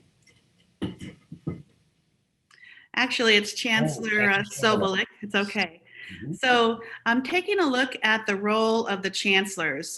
The overall chancellors' roles are already defined in the collected rules and regulations under executive leadership.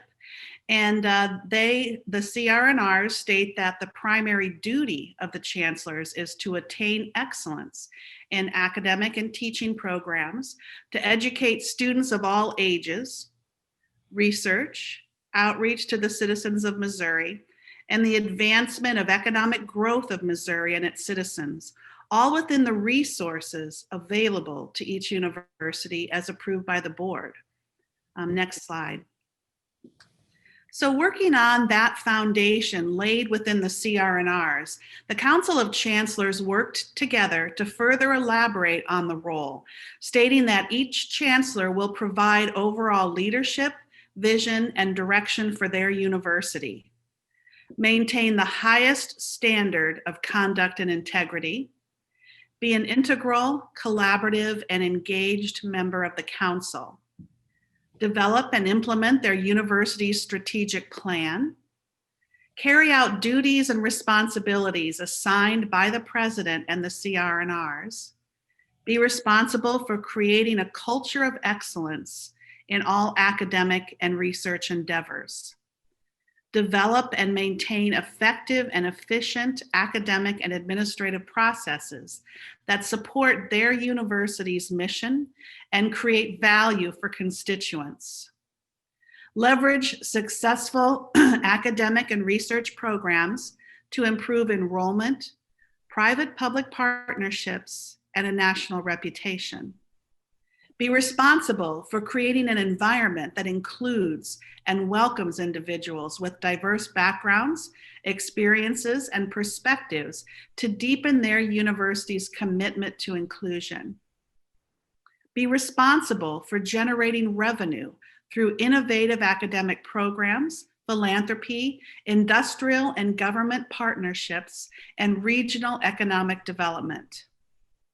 Hire and supervise vice chancellors and other members of their leadership team to work to increase hiring of faculty and staff members from underrepresented groups. Serve as a key advocate to articulate the vision, mission, and value of their university to the state of Missouri. So to continue with the role of the chancellors with more specificity, I pass it off to Chancellor Degani. Thank you, Chancellor Sobolek. This was a great overview. I am going to now speak about some of the additional key responsibilities of chancellors. These include the student, faculty, and staff success, stewardship of research and creative works, financial responsibility, including tuition strategies and fundraising, and engagement, including public relations and legislative agendas. Speaking of a student success, of course, the students are our key constituents and the reason we are here. And the student success to us means increased student retention, graduation rates, and satisfaction. Maintain affordability and access, increase educational delivery options, experiential learning. This means how do we take the university to the world? How do we get to the world of corporations and foundations and similar delivery methods? Enhance graduate and professional programs.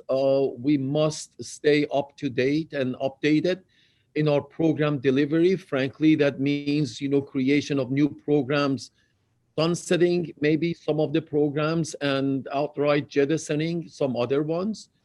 We are in the process of reviewing ours, and I'm sure all other campuses are doing the same. Faculty and staff success. Clearly, to be a student-centric means faculty and staff-minded.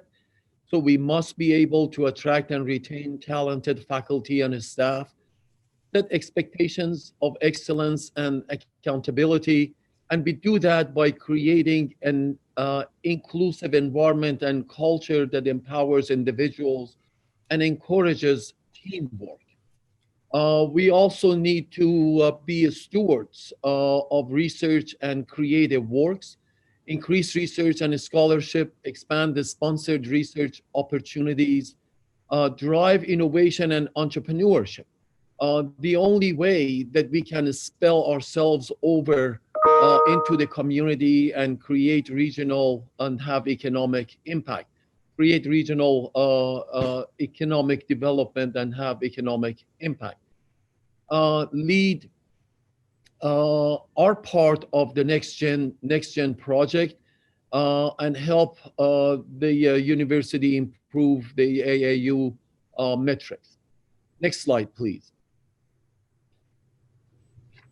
Additional roles of chancellors include finance, tuition setting, and fundraising.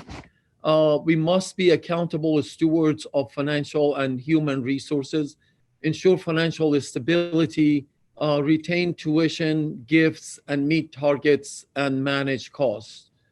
Actually, it is set targets and meet the targets and manage the costs for us to get to our targets. Setting tuition, that is a huge responsibility. How do we make sure that we set tuition at market competitive rates within the state's higher education bounds? We have limitations. We can't just increase tuition as we want to. Can seek a tuition increase waiver if we need to, and freedom to design tuition strategies. That is very critical for some of us. Our education, our delivery of education is costly. We are laboratory, extensive experiential learning, and freedom to design our tuition strategies is critical for all campuses, and particularly for us. As I mentioned, the cost of delivery of our education is expensive. Fundraising, serve as champions of our universities, improve culture of philanthropy, create an improved culture of philanthropy, I must say, based on my experience in the past year and a half or so.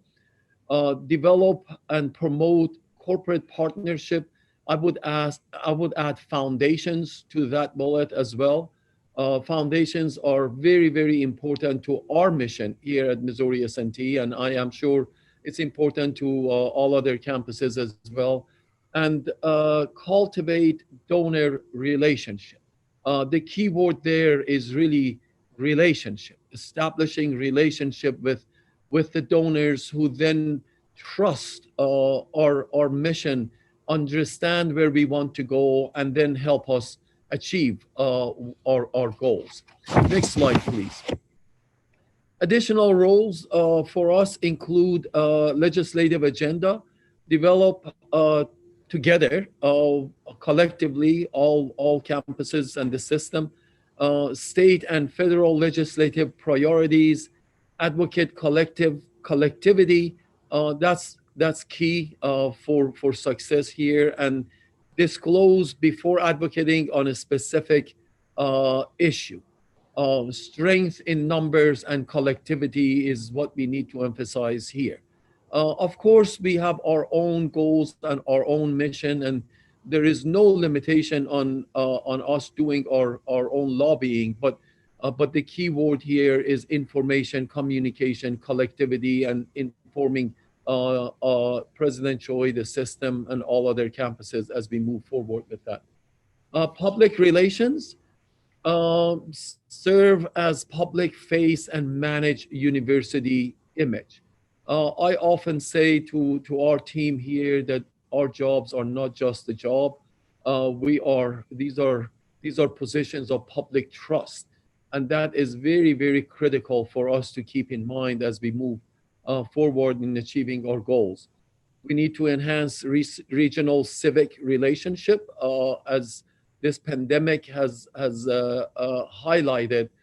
Relationship with our region, our town, our municipalities are absolutely critical if we want to succeed in our goals. Seek input from internal and external stakeholders. Again, as a campus in a rural area, we are in constant communication with the city of Rolla and the county that we are in. We are them and they are us. We have to be collaborative in our goals. Engagement, responsible for quality engagement programming to advance education, health, and economic well-being.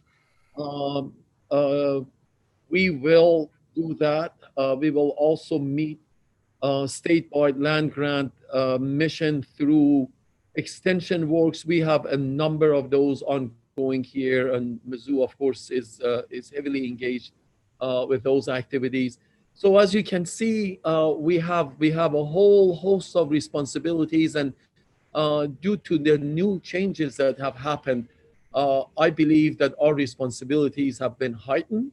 Um, Along with having more autonomy comes responsibility, and we are mindful of that.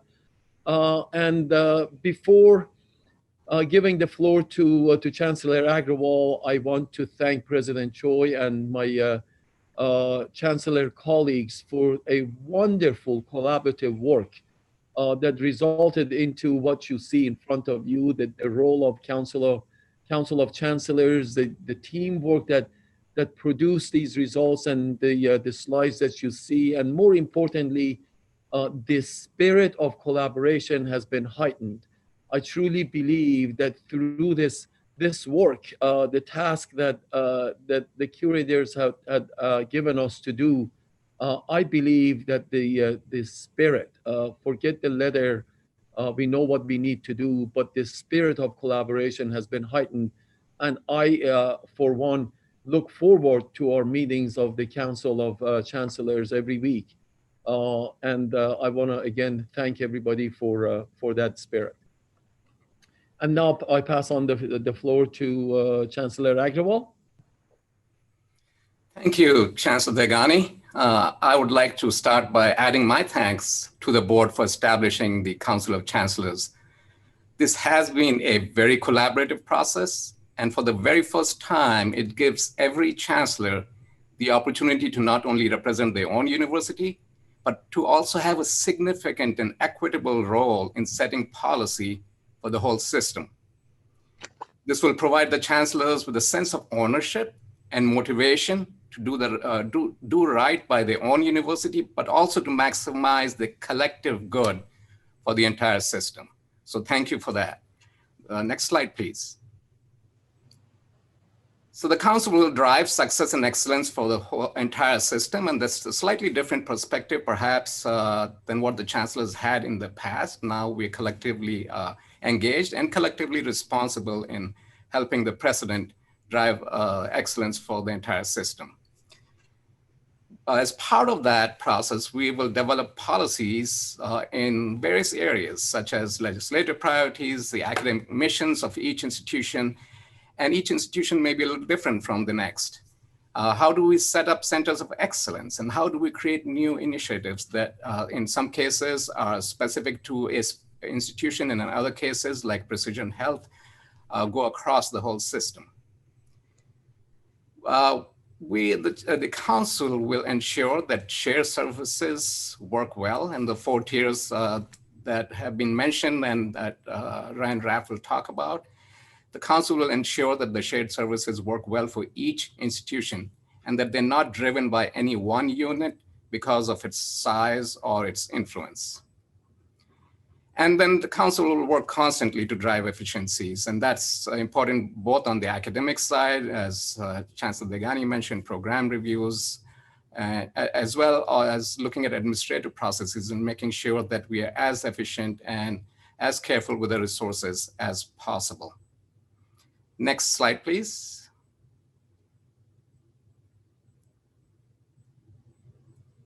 Thank you. So in line with striving for excellence, the council will explore changing policies and procedures as needed. And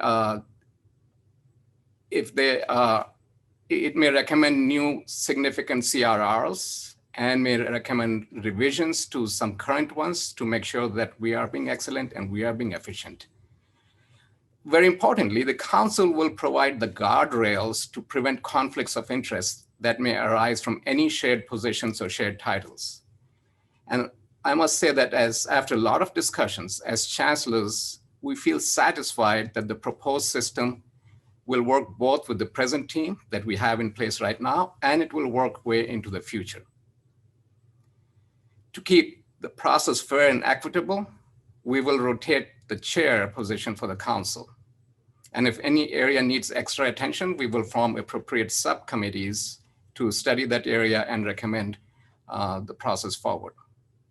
And of course, we will continue to summarize the discussions to the board and keep the board fully informed. And the final decision oftentimes in a lot of areas will be up to the president and to the board. So that, let me switch tracks a little bit. There was one other charge that the board had given us, and that was to look at a campus advisory committee. So if I can have the next slide, please. So the campus advisory committee was put in place to ensure university-specific voices, that these voices are heard by the Council of Chancellors as well as by the board. So what we have proposed is that each chancellor will recommend 2 members to this committee. The members will be external to the universities. They can be alums, they can be community leaders, they can be donors, etc. But they will not be employees of the university and will not be students. There will be a 2-year term limit, which can be renewed. The committee will regularly advise on the perspectives of these external communities. So a direct voice for these communities to the council as well as to the board.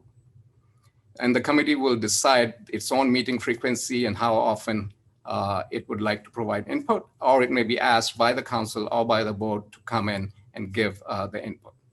So that's in very, very concise fashion what we have come up with at this point. I'm sure there are a lot of questions in that, but before we get to that, let me just say in closing that I have been in academia for many, many decades now, almost 3 decades as a professional in academia. And if we add all my studies, that adds perhaps another decade. But rarely have I seen a group of leaders that have so much mutual trust and respect and are so collaborative and work so well together as this group of chancellors. So I'm really excited to be part of this team, truly excited, and I'm excited for the future of my own university here at UMKC, as well as of the entire system. Thank you. Thank you, Chancellor Agarwal. We're going to hold questions until after Ryan Rapp makes his presentation. So let me now turn it over to Ryan Rapp to provide his report. Thank you, President Choi. Valerie, can you pull up the slides? Academic support should have those up in just a second. Oh, okay, I apologize. Wasn't sure. Well, I'll start speaking to the first, just to give you an idea of what was contained in the report. We actually provide kind of 9 separate sections, one around the context of a research university, then the definition of administration, how do you approach administration for the institution, and then how much administrative cost is there. We also then go over some history of administrative cost activities that we've done in the past, the importance of having policies and accountabilities that support the direction we're going in. And then we get in at the end towards what is the framework for delivery of administrative services as we go forward, along with how do we implement this, and then wrap it up with a conclusion in the report. If we go to the next slide, I think this just is trying to provide an overview of what our goal is. And we know that as we move forward, we have to have a new framework for administrative services to meet this goal. But it really is trying to acknowledge that research universities and a research university system is a really complex environment. We give the example of, the needs of the MU research reactor are significantly different than probably the needs of the UMKC conservatory. And that's just intended to be one example, but our goal is really to efficiently and effectively deliver the right support services at the right level of the organization. And then, when we think about it, it really is, we want to be able to then hold our leaders across the organization accountable for doing that, and reallocating as many resources as possible towards productive degrees, student success, outreach, engagement, in research while being financially sustainable. If we then go to the next chart, this is just, I think this is a question we commonly get, and trying to answer this as we look across the institution is, how much administrative spend does the university have? And we primarily focused on institutional support. You could start to look at student services and academic support, and I think if this framework proves successful, which I'm sure it will, we would look to expand it into those areas. But institutional support typically contains things like finance services, HR services, IT services, your research administration support, legal and compliance services, academic affairs, and institutional effectiveness. But if you look at this, it's approximately 6% or 180 million of our overall spend. And then on the right, we're just showing you a breakdown of how that looks across our campus. You would expect, knowing kind of the function of the system, to see, where we deliver services either that are compliance driven, corporate form, or shared services. You would expect it to have a high percentage. And really, as we look at this distribution, it would be what I would expect to see based on the mission and program array at each of our universities. So if you go then to the next chart, this is, moving away from cost, but also trying to think about it from an FTE perspective. The blue bars are showing you the FTEs at the various levels of the organization. So, and then the dollars that we spend on salaries. So you can see where our faculty are in the colleges, where our staff are. The point we're trying to make here is we have a lot of staff in these central support functions, but we also have a large number of staff that are in necessary roles out in the colleges, providing those needed support services. So if we then go to the next chart, I think this is important. It's something we've been working on for some time. I really think the progress accelerated with the directive from the board in 2016 to move forward with pushing for efficient and effective administrative services. I'm not going to read what's on this chart, but in the materials, I think where this really jumps out is we looked at FTE job changes from 2015 to 2019. So that wouldn't even include the actions we've taken this year. And I think when you look at the total numbers, you go, well, it shows we're down about 4% or 470 FTEs from 2015. I think you have to really spend some time to get underneath that, and it fits with some of the things we said we wanted to do, which was, one is reduce some of the administrative support jobs, push for more analytical and strategically focused jobs. And so if you look at our office and admin support, it's now stands at almost 1,900 FTEs, but that's down almost 21% from where we were in 2015. So I think that's a significant shift in our staffing model. We see similar trends in maintenance, construction, and transportation, with it being down 153 FTEs or almost 22%. Business and operations management, we still have seen a decline, but it hasn't been at the same level as the others. And part of that has been one of the things we wanted to talk about was kind of retooling our workforce. And so you've seen some hirings there, but overall it's still down 6%. So I think when you start to strip out and look at where the growth has been in our staff FTEs, it's really been in healthcare and instructional support. And so that to me confirms that we've been moving in the direction we said, because the instructional support is directly supporting the mission of the university. And then we've seen a lot of growth in healthcare. This doesn't include the hospital. We're just looking at really probably out of our School of Medicine at NU. It is where we're seeing that growth. So I think when we think about it, and as we're moving forward, I think this framework is really just trying to push a continuation, an accelerated continuation of the work that's been done in this area. So then as we go to the next chart, and really think about where does that leave us. What we're trying to think about, how do we rationalize the different types of services, and we've really, and it's detailed in the report, came up with 4 tiers. The concept around the system-wide central services are those are services that are compliance driven, or they're either part of corporate form. So they're things like a treasury function, the investment function, our financial reporting and accounting, the Office of General Counsel, internal audit.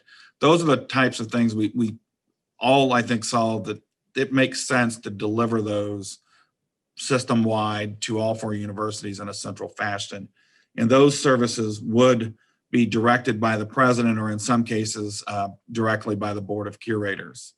The second tier is looking at things that we really benefit from scale on, and have already seen some success in some of these areas, is system-wide shared services. And the distinction there being is it really is focused on where is there scale and where can we deliver those services for all 4 universities. So I think those are things like procurement, accounts payable, shared leave management. We've got e-learning included in that. But the difference was, while both tier 1 and tier 2 would be continually looking at how do we optimize those, and also getting feedback, and you'd have a formal annual evaluation from each of the campuses on tiers 1 and 2, that tier 2 would have some shared oversight. It would still be directed by the president, but there would be shared oversight with the Council of Chancellors. So trying to draw that distinction. And then the third tier is really within a university or across the universities, wanting to look at what we've deemed university shared services. And those are things that currently each university is doing on its own, or has either already decided to partner with another university to have them deliver those services. And so those will really be things that individual universities would be looking to negotiate with one another. That being said, we would start to look at some of these opportunities after we implement tier 1 and tier 2 this year. We'd start to look at tier 3 to say, where are there opportunities in university shared services to perhaps deliver those system-wide. Now, I'll highlight what Chancellor Agarwal said. I want to be clear, I don't mean that those would all be located in some one physical location, but if we found a way to do something between 2 universities and it's worked well, is there the possibility that it could be something that we could share across all 4 universities? And then tier 4 was the local shared services. And that's, well, I'll call that local or college shared services. And we didn't actually get into specifying what those were, but we've seen significant work in this space. And that's really saying at the college level or division level, where are there opportunities to pull services out of departments and deliver those from across the college or across the division. And we have seen some success in that space and want to continue to promote that. But that would really be driven by the plans that each chancellor has with their team on their campus. And then we would want to continue to share those as we do today across all 4 universities. The other key component of this is to push this, I think you've got to push and pull it. It's also got to be then supported by a policy environment that holds our leaders accountable for their decisions and financial performance. So really wanting to say, if we can deliver administrative services in this fashion, and then also have a clear set of policies and accountabilities to what level of financial performance is needed, we believe that will best propel the university forward to continue to deliver on its mission in a financially sustainable manner. And really this was grounded in us going back over the last decade and a half of some of the work that's been done in this space and trying to identify what's worked and where we've seen real progress. If we then go to the next chart, on implementation and timing, the tier 1 and tier 2 services, upon acceptance of this, we will begin immediately moving forward with those. We will do things including measuring customer satisfaction with current service levels. The president, as we've noted, he would remain accountable for these areas. Clearly with the Council of Chancellors, they would have input in that. Then the tier 3 and tier 4 work at the individual university levels would continue as I think there's a lot of work already underway in this space. But then we would be looking in FY22 to see where are those opportunities to take some of the things that have worked well and perhaps do that across all 4 universities. So I think if we go to the last chart, I just want to kind of summarize that I do think we've made significant progress over the last 4 years, but by no means are we done in terms of achieving operational excellence. I think the framework that we've presented today and the report from the Council of Chancellors really can serve as a jumping off point for further improvement. But as I look at this chart, I think the thing we have to remember is operational excellence is really only one piece of solving the long-term revenue challenges we face. And so we'll have to continue to do things in terms of revenue growth, also in terms of academic excellence and productivity. And so this will not solve all of the challenges we face, but I think it's a significant step in the right direction as we move forward. Happy to answer. I'll turn it back over to the president for concluding, if he has any concluding remarks, and then we can have questions. Well, thank you, Ryan. And at this time, let me turn it over to Terry McTaggart, who many of you know worked with us for the system evaluation back in 2018. And I'm going to ask him to be the moderator to field the questions that our board members or others may have. So Terry,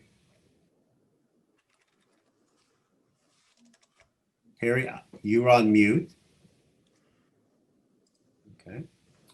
Well, while he is getting on to the Zoom, let me then open it up to the board members to share their input or ask questions. So board members. I'm back here, Moon, if you want me to transition it. Yes. Can you rotate your screen down so we can see where you are? There you go. All right. Okay, great. Thank you. I've been listening with and watching with great interest up till now. And of course, the thing clicked out just when you introduced me.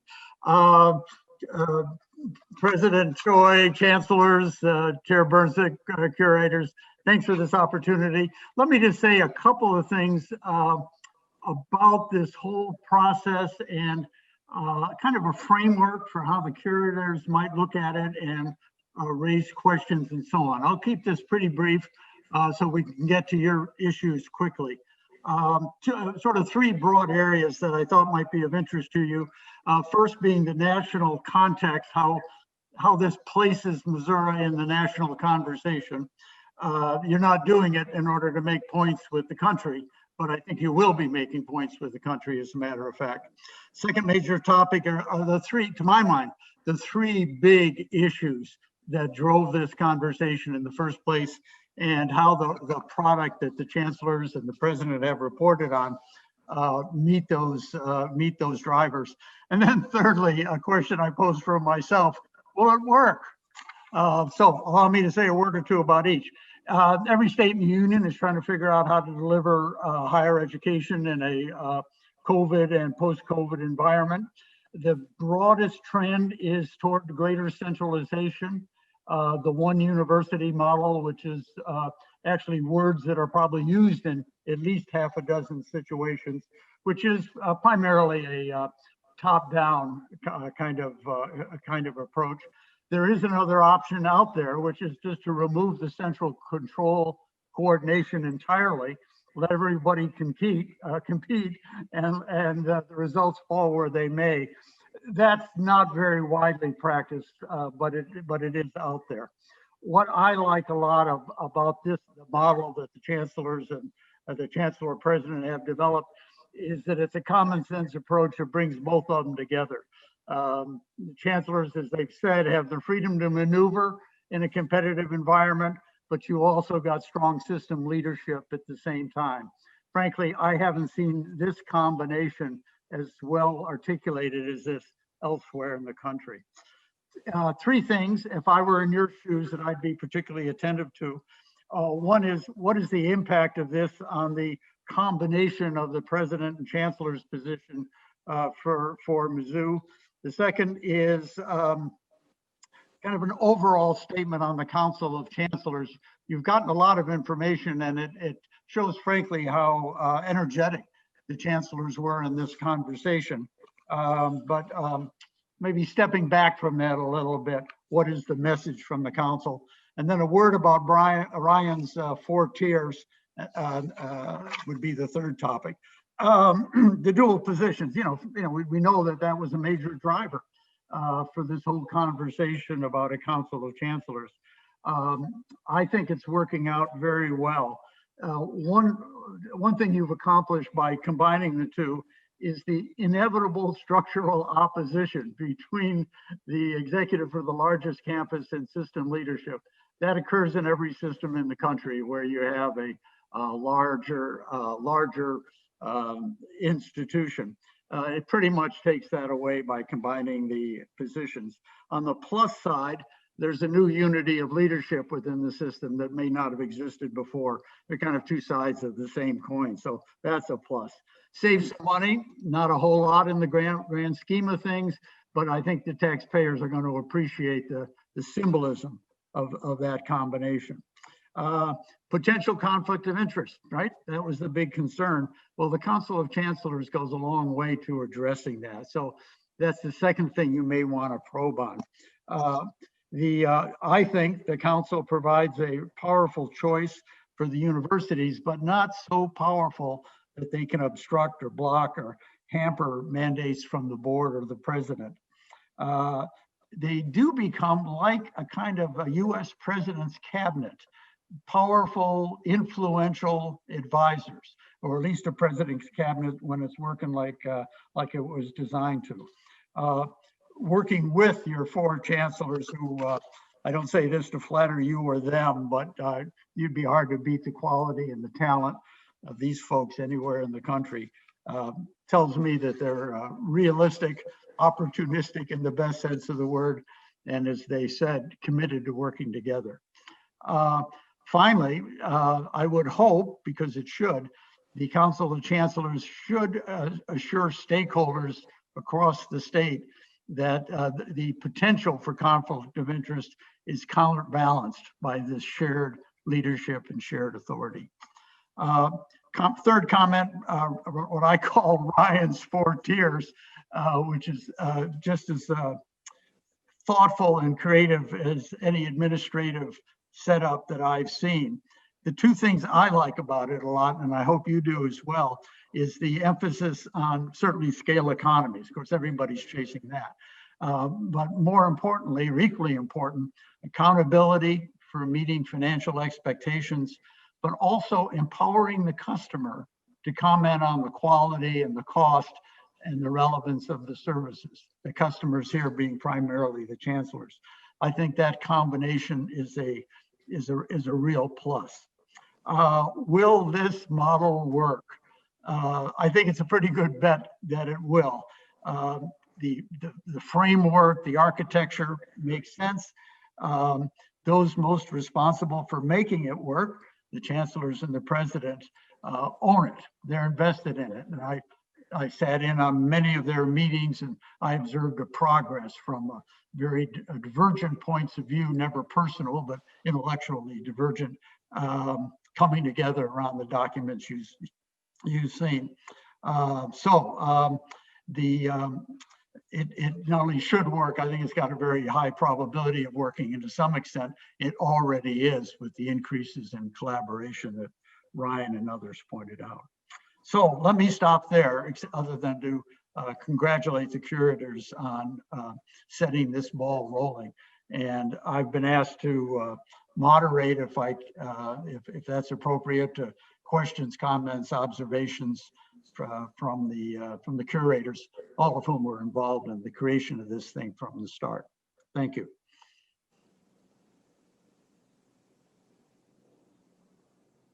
Chair Burnsick, I know you and your colleague Curator Williams spent a lot of hours listening to people. Do you think this approach is going to fit the bill, given the concerns that you and others heard? I was just saying to Curator Chapman here, I don't have questions because we asked so many throughout the process and have listened to all of those responses. And I feel like this is an incredibly thoughtful approach. And I also feel as though we have the right team and they're very committed to making it work. And I've gotten a lot of progress reports along the way, so others may have more questions, but I'm really inspired by the level of specificity in the report and the recommendations. And what I would say are pragmatic recommendations. It's really nice to get such pragmatic recommendations from academics. Just kidding. No offense. No, I really think that it's incredibly thoughtful, and I can't believe how much has been accomplished since July. You might keep in mind that 3 of your chancellors are engineers and the other one is a very goal-focused executive. So one might not be too surprised at how concrete this is. No, I'm not surprised. I'm surprised at how quickly this has come together because a lot of concerns were raised by constituents across the state.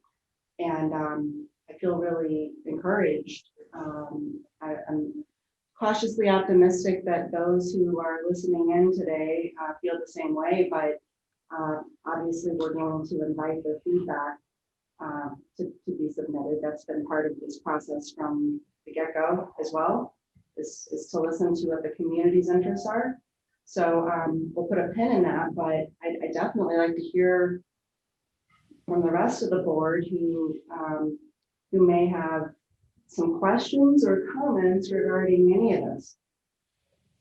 Well, and Chair, I would just echo what you said. I think the way that they're working together, the reports that we're getting, the documents that they're putting out should alleviate any of the fears that we heard that this was going to become some system that only one university was treasured. And so I'm excited and I'm happy to see that everyone is working together and we're getting to the point to where we thought we could. Everybody trying to work together to make sure we emphasize our strengths and we lessen our weaknesses and focus on research, educating students, and working with our alumni, our faculty, and our staff to put the best possible product out for our students to use and for our researchers to use and just move forward.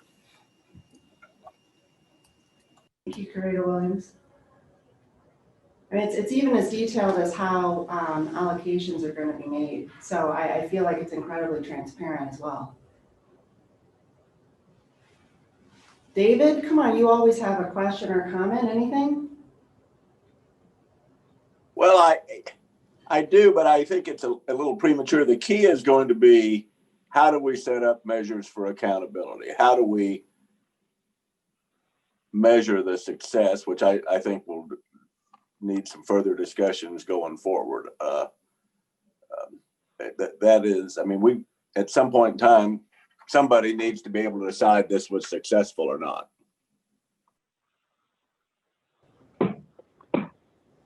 If I could add something here to David's comment, you know, it looks like we've got a real good framework and a lot of collaboration by everyone, and it should work. But as Ben Franklin said, well done is better than well said. So you got to do it and prove it. And if we do that going down the road, then I think we can all be proud of what we did. Good points.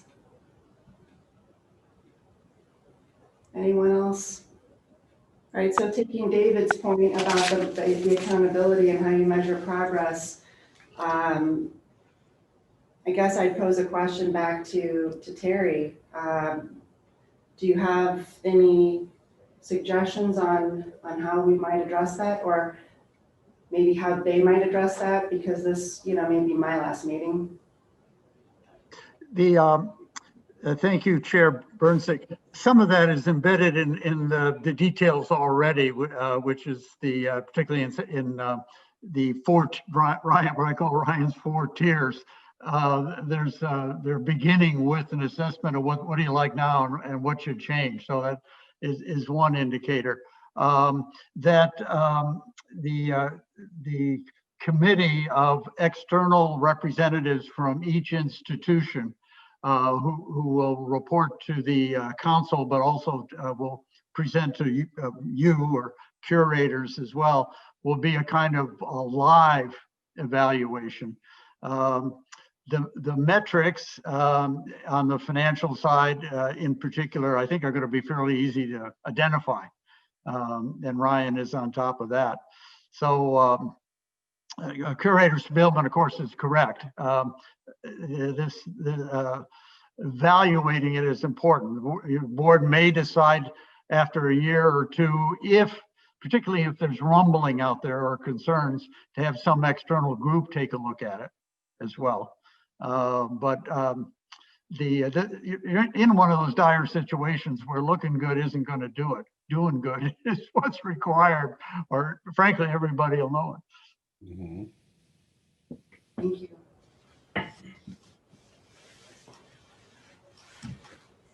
Right.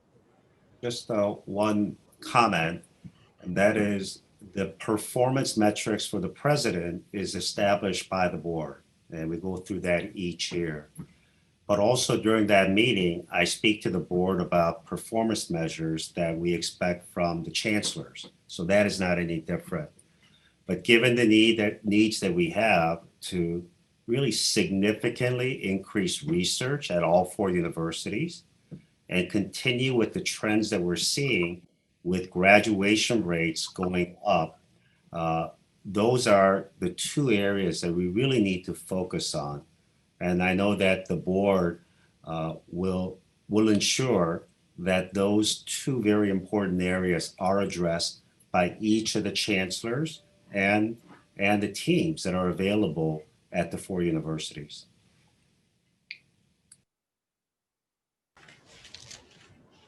All right. If there are no further comments or questions for Terry or the council, then I want to thank you all for the work that you've done here. And now we're going to, as I mentioned, seek input from our campus communities and ask that our faculty, staff, students, anyone who would like to provide any feedback on the recommendations that the council has made.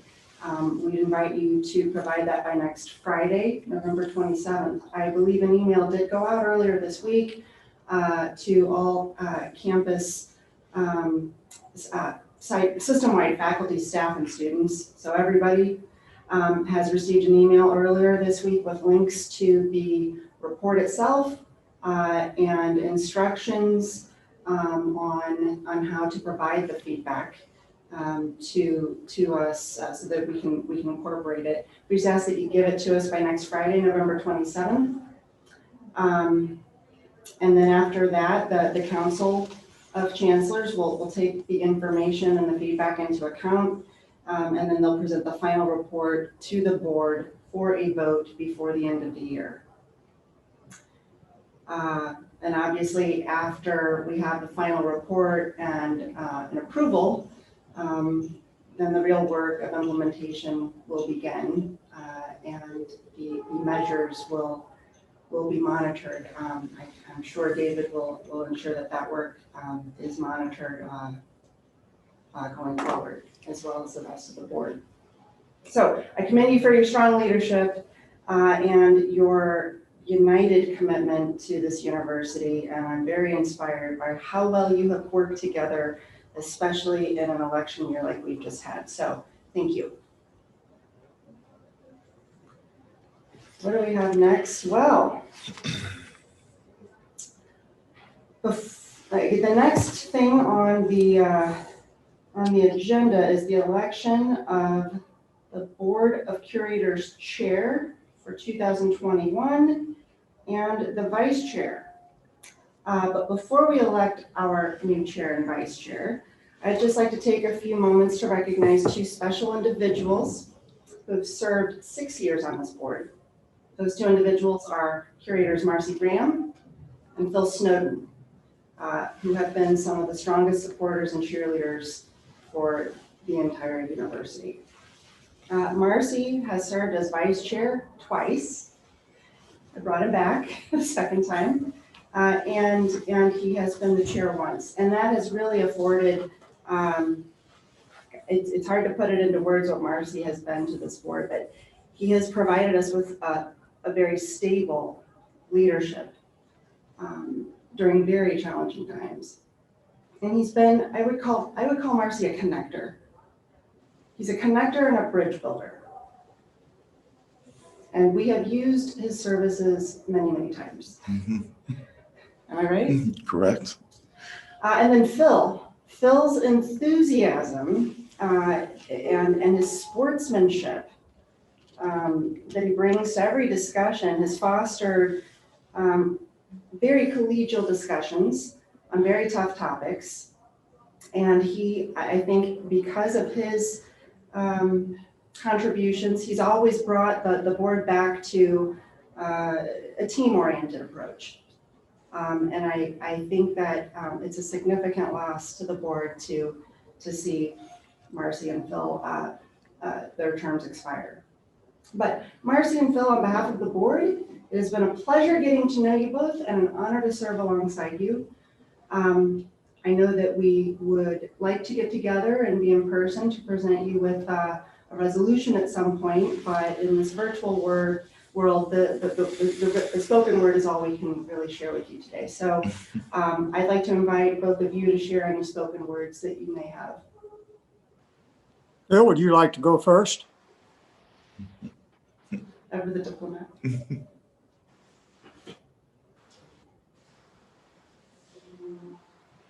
Bill, are you on mute? Bill, you are on mute. Oh, I'm going to unmute. Oh, He's okay. yeah. Yeah, I finally got unmuted. I started to say that, Marcy, if I start out and you say anything derogatory in your remarks, then I get to rebut to close. Let me just say this.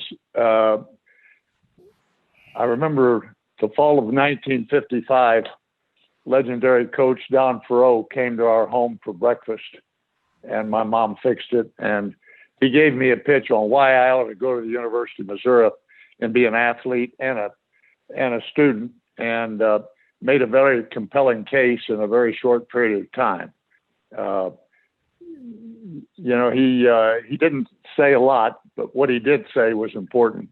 And he talked about the fact of this is your state school, and you're going to meet people that you're going to know all your life. And if you want to go back to Kansas City and get in business, it will open some doors for you. And finally, he said, we've got about 2 to 1 women over men. I don't know if you like girls or not, but it is an attractive thing. And I thought, you sold me, Coach. And so I ventured on the campus in 1956 and immediately fell in love with it and have had a 64-year love affair from that time forward. While undergraduate school, I had an opportunity to compete athletically and play for some Hall of Fame coaches, Frank Broyles and Dan Devine, and also played freshman basketball under Norm Stewart. So I'm probably the only individual in the state that can say they played for, recruited by 4 Hall of Fame coaches. Jay Nixon appointed us 6 years ago, Marcy and I, And of course, in 1961, I met Marcy Graham in law school, and we've been close friends ever since. And of course, when he was appointed to the board at the same time I was, I felt like it was going to be a good relationship. Also on the board at that time was David Steelman, who I'd worked with over many years in the legislature, and David was in the House and I was in the Senate. We worked on a lot of issues involved various things around the state as well as education. And so I became very close to David. And I felt like with the three of us that maybe we could make a difference going forward. But little did I know that in the 6 years that we've been on the board, if you were writing a novel, what's happened at the university, people would probably laugh at you and say, that couldn't have happened. But it did. And that 6 years feels like 15 or 20. You know, I think we've made great progress, and certainly a lot of people have added to that, and I'm proud to be a part of it. But I don't know that we would have made the kind of progress we needed to without us picking our leader, Dr. Choi, and he's better known as Moon. And clearly he's been a transformational figure in us moving ahead. I think the university has great hope and promise going forward. And I'd be remiss if I didn't mention a few people individually. And certainly I've mentioned Dr. Choi. I'd say Jim Sturck, Ryan Alpert, and the staff on the athletic department. To Cindy, Phyllis, and Valerie, I thank you for all the help and you've given me, because without you, I don't know if I could have participated as a curator. To Steve Owens, your great insight as the attorney for the board, and to all of you board members. I'm not going to mention, I've already mentioned David and Marcy, but rather than mentioning all of you, just say thank you to the administration, to the deans, the faculty, the staff. It's been a pleasure, and thank you for all the help you gave me in these 6 years. I would be remiss if I didn't mention a good friend of mine, a fellow I served in the legislature for many years by the name of Wayne Good, who really was the instrumental in starting S&T and was a great champion of education all of his life and all his legislative career. Wayne and I were classmates in college and served together in the legislature for many years. And so I think he needs to be recognized in that he did pass away this past year. So with that, Madam Chairman, thank you for the opportunity to say a few words. And I hope I haven't taken too long. And Godspeed to the university. Thank you, Phil. Well, I share many, if not all, the feelings that Phil has expressed. It has been such an honor for me to serve as a member of the Board of Curators, clearly one of the highest honors I've had in my lifetime. I didn't know anybody on the board except Phil and David. And over the years, I've come to know all of you. And I've got to say that it's been a wonderful experience for me to meet, get to know, and become friends with all of you fellow members on the board, and work together to do what we try to do, and that is to move this university forward. What we do, what we're charged with the responsibility of doing is really important. It's important to our students, it's important to our leadership, to our faculty, and it's important to the state of Missouri.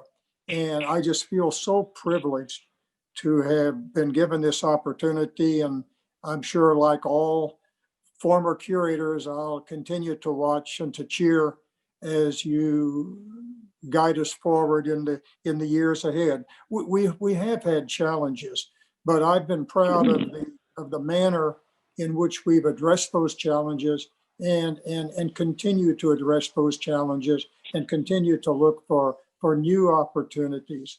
I think we have a good board, and I have been privileged to serve with you.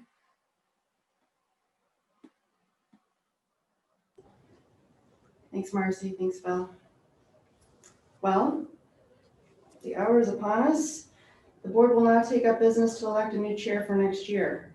Do you have a nomination? Chair Burnsick, Yes. Chair I have Burnsick, Oh, sorry. I would like to recognize Chair Burnsick for all her hard work. When you join a board like this, it takes most people a few years to really understand the entire operation.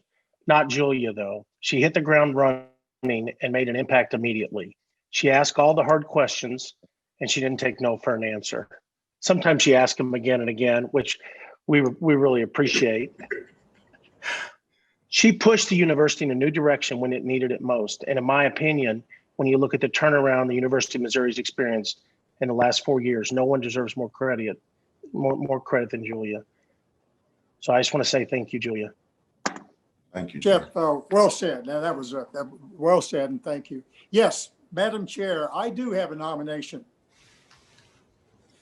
It is my distinct honor to nominate to you, my colleagues on the board, a person who will, without doubt or reservation, provide outstanding leadership in the years to come, particularly in the year 21. He's been with us since his gubernatorial appointment in the spring of 2017. We who have served with him during that time have witnessed his careful preparation for our meetings, his willingness to inquire if something in our meeting materials needs additional explanation, his ability to ask tough questions without making them sound accusatory, his willingness to listen carefully to answers to his tough questions and to treat those answers with respect, though he may differ. His quickness in our board meetings to frequently express appreciation to a dean or a department head, a faculty member, or a student for a well-given report or presentation.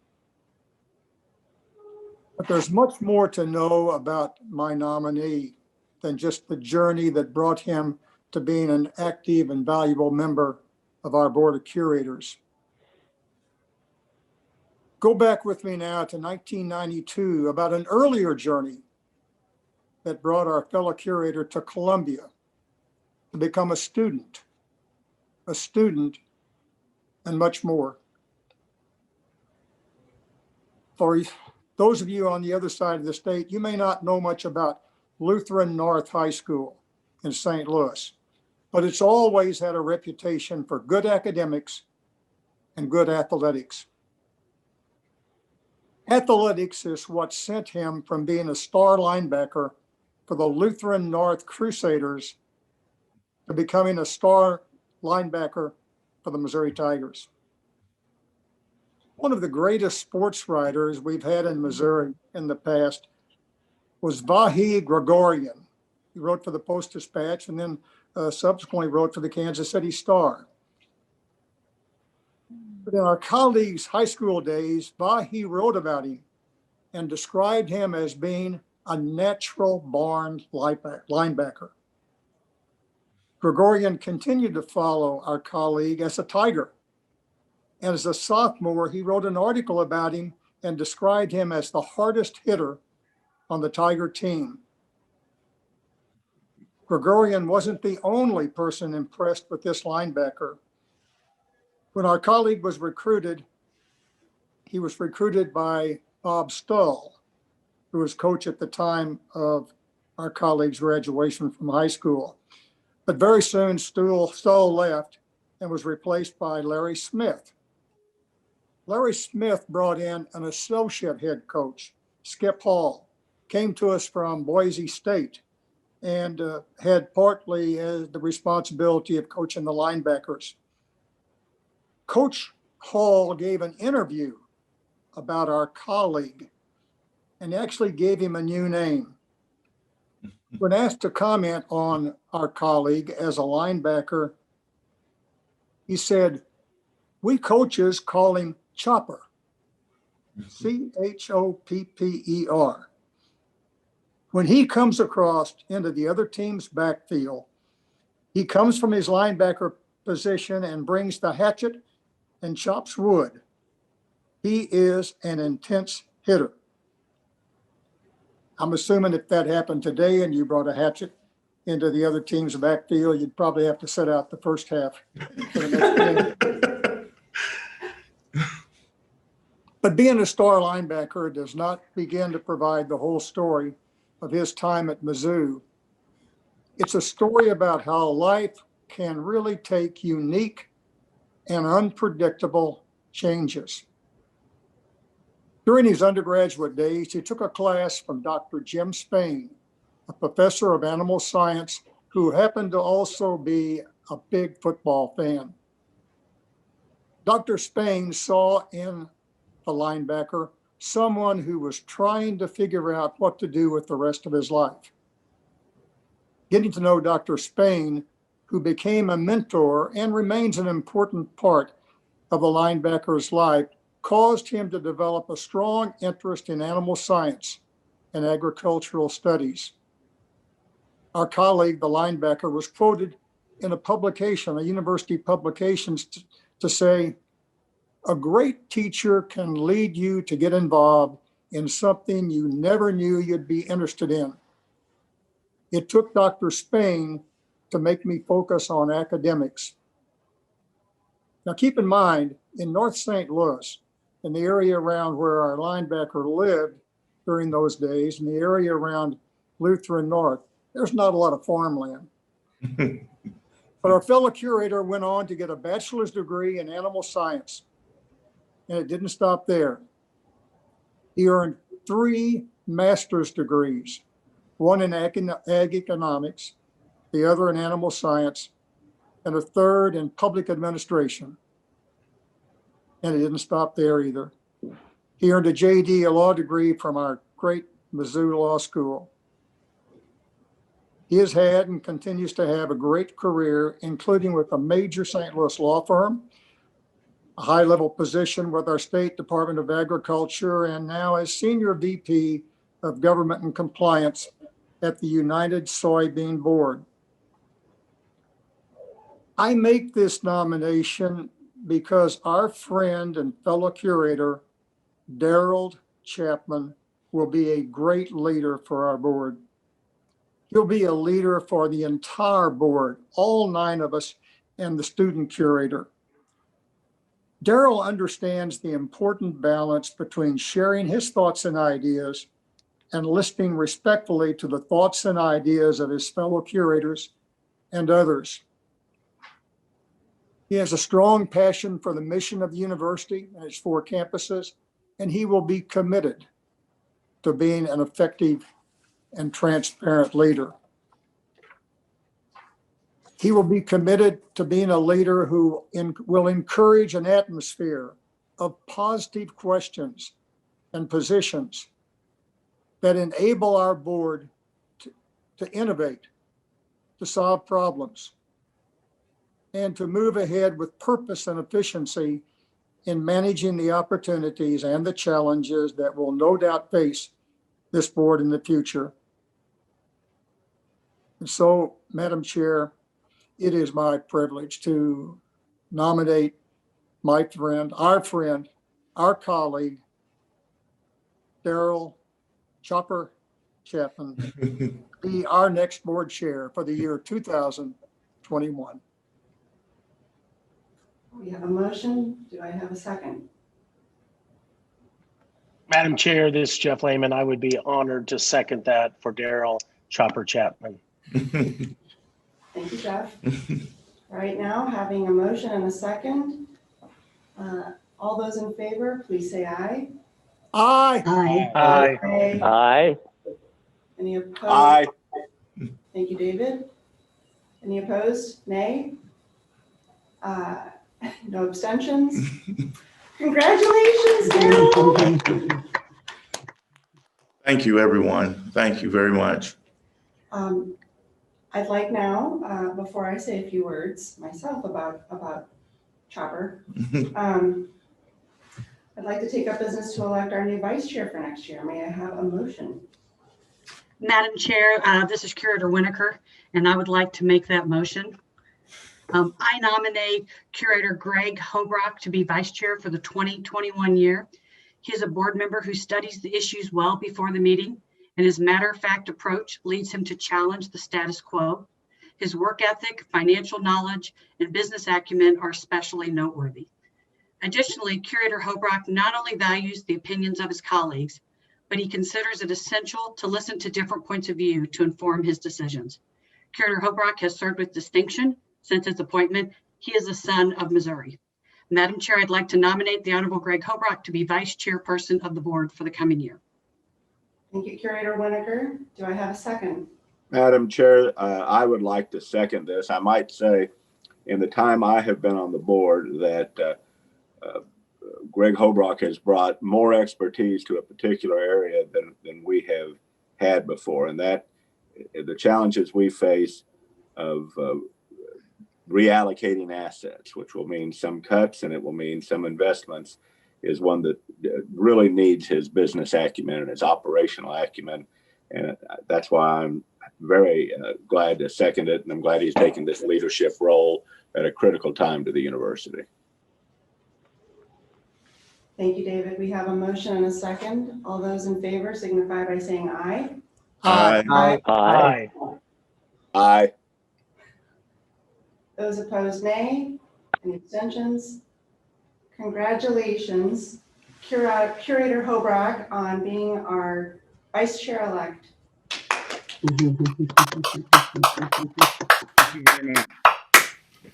Right. The reason that Daryl and I are here and so was because I had a sense that he was going to be our next chair, and I really wanted to continue the traditions where we can, because traditions, a lot of them are lost. And there's this book I got to give him, and I thought, my gosh, I'm going to sign this book and do what, FedEx it? So to my delight, Daryl was as excited about it as I was. And so I'd like to say a couple of words before reading from this book and continuing the tradition. So congratulations to incoming Chair Chapman, Chopper Chapman, and Vice Chair Hobrock. I know this board is in good hands. Daryl, I have really enjoyed serving alongside you these last 4 years. I didn't even worry about you coming from behind and chopping. It's interesting to me to hear about your nickname and your reputation in your football days, because you know that I have always called you Ferdinand the Bull, which has a little bit of a different connotation, but I can definitely see that you are both Ferdinand the Bull and Chopper Chapman. And the thing is that you always bring your whole self to every meeting and to every commitment, and you are never, you are nothing less than sincere, willing to roll your sleeves up and get to work. I've always valued your opinions and also your candor. And I've also appreciated how willing you are to listen to every perspective. We've had so many conversations where I would call you for, a 5-minute, discussion on something. And then as I look at my cell phone and we're hanging up, it's been an hour and a half. So I really have cherished those discussions and appreciated the way that you have made me, and I know others, think differently about things. So that is something that I think few people can really bring to something. The many of the accomplishments that I mentioned in my opening remarks have been an evolution of work that has been initiated during our time on the board together. And the progress that we've seen on the structure of the UM system can be attributed to you and the hard work you put forward in leading us through the university task force a few years ago. You've been a true champion of encouraging collaboration and helping us become a stronger and more successful system while honoring the unique strengths of each of our universities. That work has really guided how we serve our universities and communities with a collective vision and mission. And I know that you will be a constant reminder that it's important to ask the tough questions and keep the strategic priorities in front of all conversations and all decision-making. And now I'd like to read a passage that apparently every chair before me but one has read.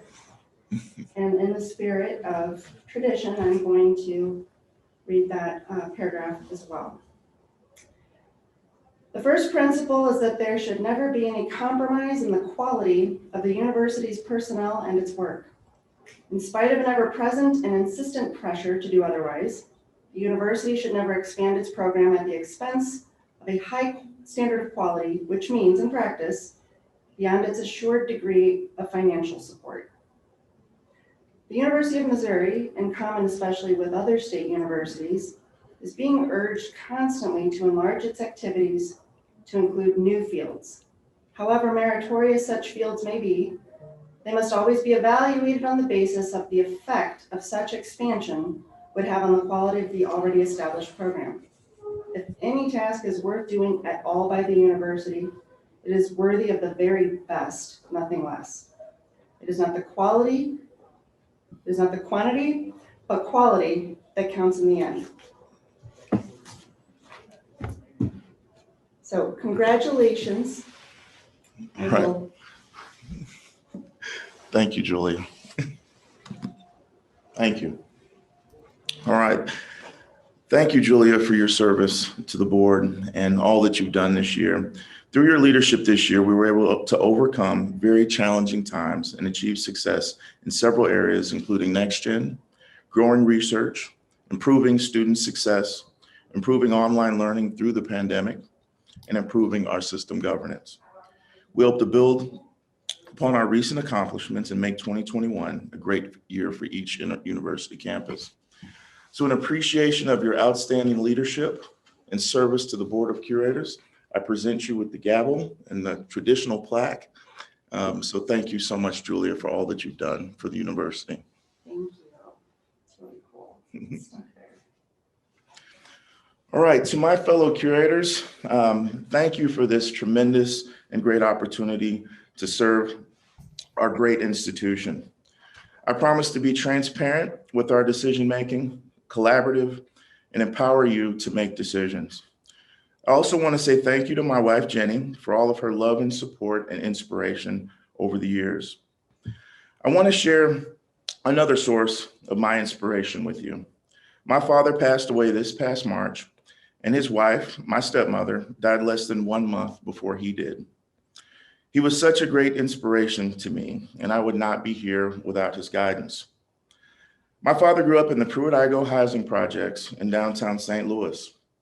His parents, my grandparents, strongly believed in education and sent all 8 of their children to a private high school, Lutheran North, which is only a few minutes from the Umsel campus where we are today. My grandfather did not graduate from high school, but he never discussed the hard times that he had. He only shared his stories of hope and optimism about the future of his family, his great state, and our great country. My dad made the same commitment to me by sending me to private school, kindergarten through high school. I attended Lutheran North High School, just like he did, and graduated in 1992. He and my stepmom lived in a trailer park in O'Fallon, Missouri at that time, and he made many sacrifices to keep me in private school, and he never complained. I didn't have the fanciest clothes or shoes at that time, but that didn't matter because I had my dad's love and support. He always pushed me to be better academically. He got me my first computer, a Commodore 64, back in the 1980s. He signed me up for Boy Scouts. He signed me up for every sport available to keep me busy and out of trouble. And he never complained about his life, which included the death of my sister when she was 2 years old of sickle cell anemia. I was 4 years old at that time. He never complained about the opportunities that he did not get as an African-American man growing up in the 60s and 70s. And he never blamed anyone for any of his failures in life. My dad was an alcoholic until I was 10 years old. I asked him why he stopped drinking, and he told me that he quit because he saw my unconditional love for him, and he wanted to be the best father that he could for me. He was sober for the remaining 35 years of his life. He was an active AA member and mentor to others that had addiction issues. His optimism about life was real and refreshing to me as a young man. My dad was always my biggest fan and supporter. He came to all of my high school football games. Lutheran North's varsity football team won 3 state titles during my 4 years there. He also came to all of my Mizzou football games, where we didn't win as many games as we all would have liked, but he was there. He showed up in my grade school and high school unexpectedly sometimes to check on me, to make sure that I was behaving, and he praised me when I did good, and he held me accountable for my mistakes. I will never forget when he came with me to Mizzou on my official visit for football in 1991. He was blown away, and so was I, with that great institution. He and my grandfather were so proud that I was living the dreams that they envisioned for me. In graduate school, my dad always supported me in my career ambitions, which sometimes changed overnight, like most students. I had many part-time jobs after I got done playing football, from janitor at University Place Apartments to a farmhand at the Mizzou Dairy Farm and to meat cutter at the Mizzou Meat Lab. All great experiences. My dad loved these jobs, and he came to Columbia to job shadow me on each one of those jobs. He was always eager to learn about what I was doing. He always told me that he was proud to see me, and I quote, working with my hands, and quote, learning useful trade skills. He would also always tell me, son, if college doesn't work out for you, I'm glad that you will have some trade skills. So he was always supportive. He seemed to see opportunities everywhere, and his optimism about life was contagious. I really miss his laugh and some of the fantastic things he would say to me to keep me encouraged. I always felt re-energized after he visited me at Mizzou. When I decided to go to NC State for graduate school in 1999, my dad went with me to meet my academic advisor in person for the first time. I felt as though it wouldn't be right if I didn't take my dad with me. He has always been by my side whenever I've made big decisions. My grandfather died during my second year of law school in 2007. During my first summer of law school, I was a summer associate at Monsanto in St. Louis. I stopped by to visit with my grandfather a couple of times per week to visit with him during that time.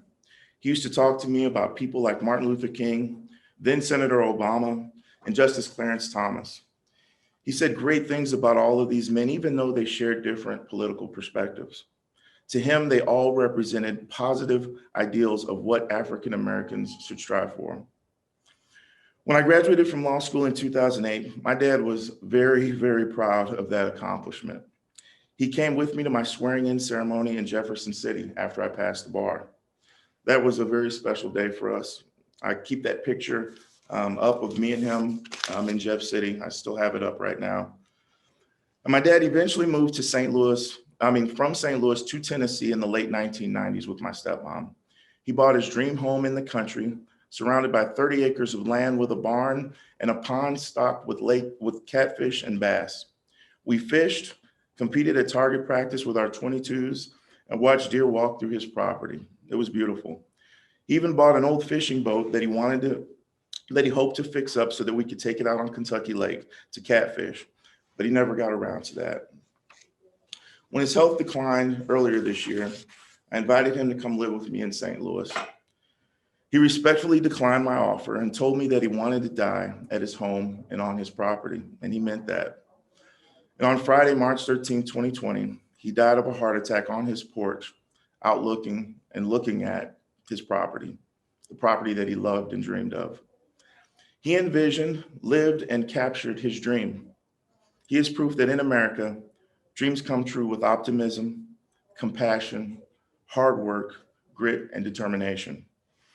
I'm the first lawyer in my family. I'm the first Division I athlete in my family to compete in the Big 12 as a 3-year starter at inside linebacker. There are also not many African-American attorneys specializing in agriculture. None of this would have been possible without my father and my grandfather's guidance, love, discipline, sacrifice, and most importantly, optimism. I'm living the American dream so that many in our country, I'm living the American dream that so many in our country of all colors have fought and died for. I'm living the dream that my grandfather and father envisioned, and I will continue to share their optimism for this great institution that we represent, this great state of Missouri and this great country. I promise to give this institution 100%, as I always have throughout my life. I only wish that my father and grandfather were here to see this moment, but their spirit and optimism will live on through me. Thank you all for this privilege and opportunity to serve the university. I look forward to 2021 and all the great things that we can accomplish. Thank you. Thank you, Daryl. The next item on the agenda is the good and welfare of the board. Is there anything that any curator would like to raise for the good and welfare of the board at this time before we go into executive session? Julia, we were not able to hear you. Can you move the mic closer? Is there anything anyone has for the good and welfare of the board? Julia, if I could just say, because it's unfortunate that yours and Daryl's comments aren't being made to a crowded room. They were both beautiful, but in particular, Daryl, I want you to know that I really appreciated your comments very much. Thank you, David. And this is the first time I've made those, I've rehearsed or said those without breaking down into tears. I really mean that. You know, these are trying times for us in this country. And I'm just blessed that I was raised with the optimism that my dad and my grandfather gave to me. And I want to share that optimism, and I really want to make a positive impact. And I feel really good about our team here. I feel really good about our leadership, and we're going to really do a great job next year. So thank you all for this wonderful opportunity. Curator Chapman, I look forward to working with you. I thought I knew you from our conversations, but this is the first time I heard your story about your grandfather and your father. And I know that your lived experiences, also your belief in our institution to always find ways to improve, are going to be great guiding forces for us. So we look forward to working with you in the coming year. Thank you, Moon. And I look forward to working with you guys as well. It's been great already. All right. Thank you, everyone. This time I'm going to move that we go into executive session. Can I get a second? Second. All right, Cindy, will you call the roll? Curator Burnsick, Yes.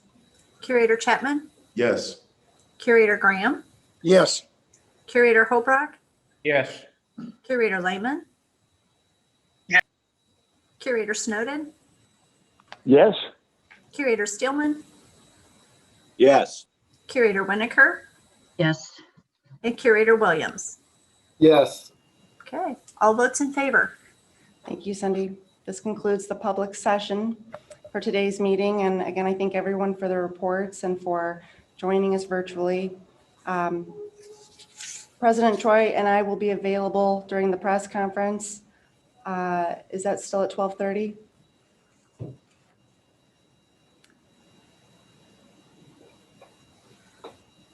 I guess that's at 12:30. Well, Can we, do we have a Valerie? time certain when we're going to start up again? Yeah, That so- was my question. yeah. well, that's Valerie, right. can you move Christian Basie over so that he can address that question? If it's just a second, we'll have. In the Christian- meantime, Cindy, can you or Julia, do we have a time certain when we are going to start up our executive session? Well, David, it says 1:15. That's what my and question is, if that's still on. yeah, that's what I'm trying to get to as well. I had we're about early. 45 minutes to allow for the press availability session, and then a short time for you guys to grab something to eat. So Perfect. if they're going to do the press conference here pretty quickly, you guys could potentially maybe reconvene 12:30, 12:45. I believe Christian's on now. We can we can open the press conference at any time. We are ready to go. So if we wanted to take a very short break and go to the press conference, say in 5 or 10 minutes, we can do that and be ready, and then we can end it earlier than we had originally planned. It's up to this group. You want to start at noon? Yeah, All right. All right, that sounds great, Christian. We'll start the press conference at noon then. And then David, if it works for the rest of the board, we'll plan on going into executive at 12:30.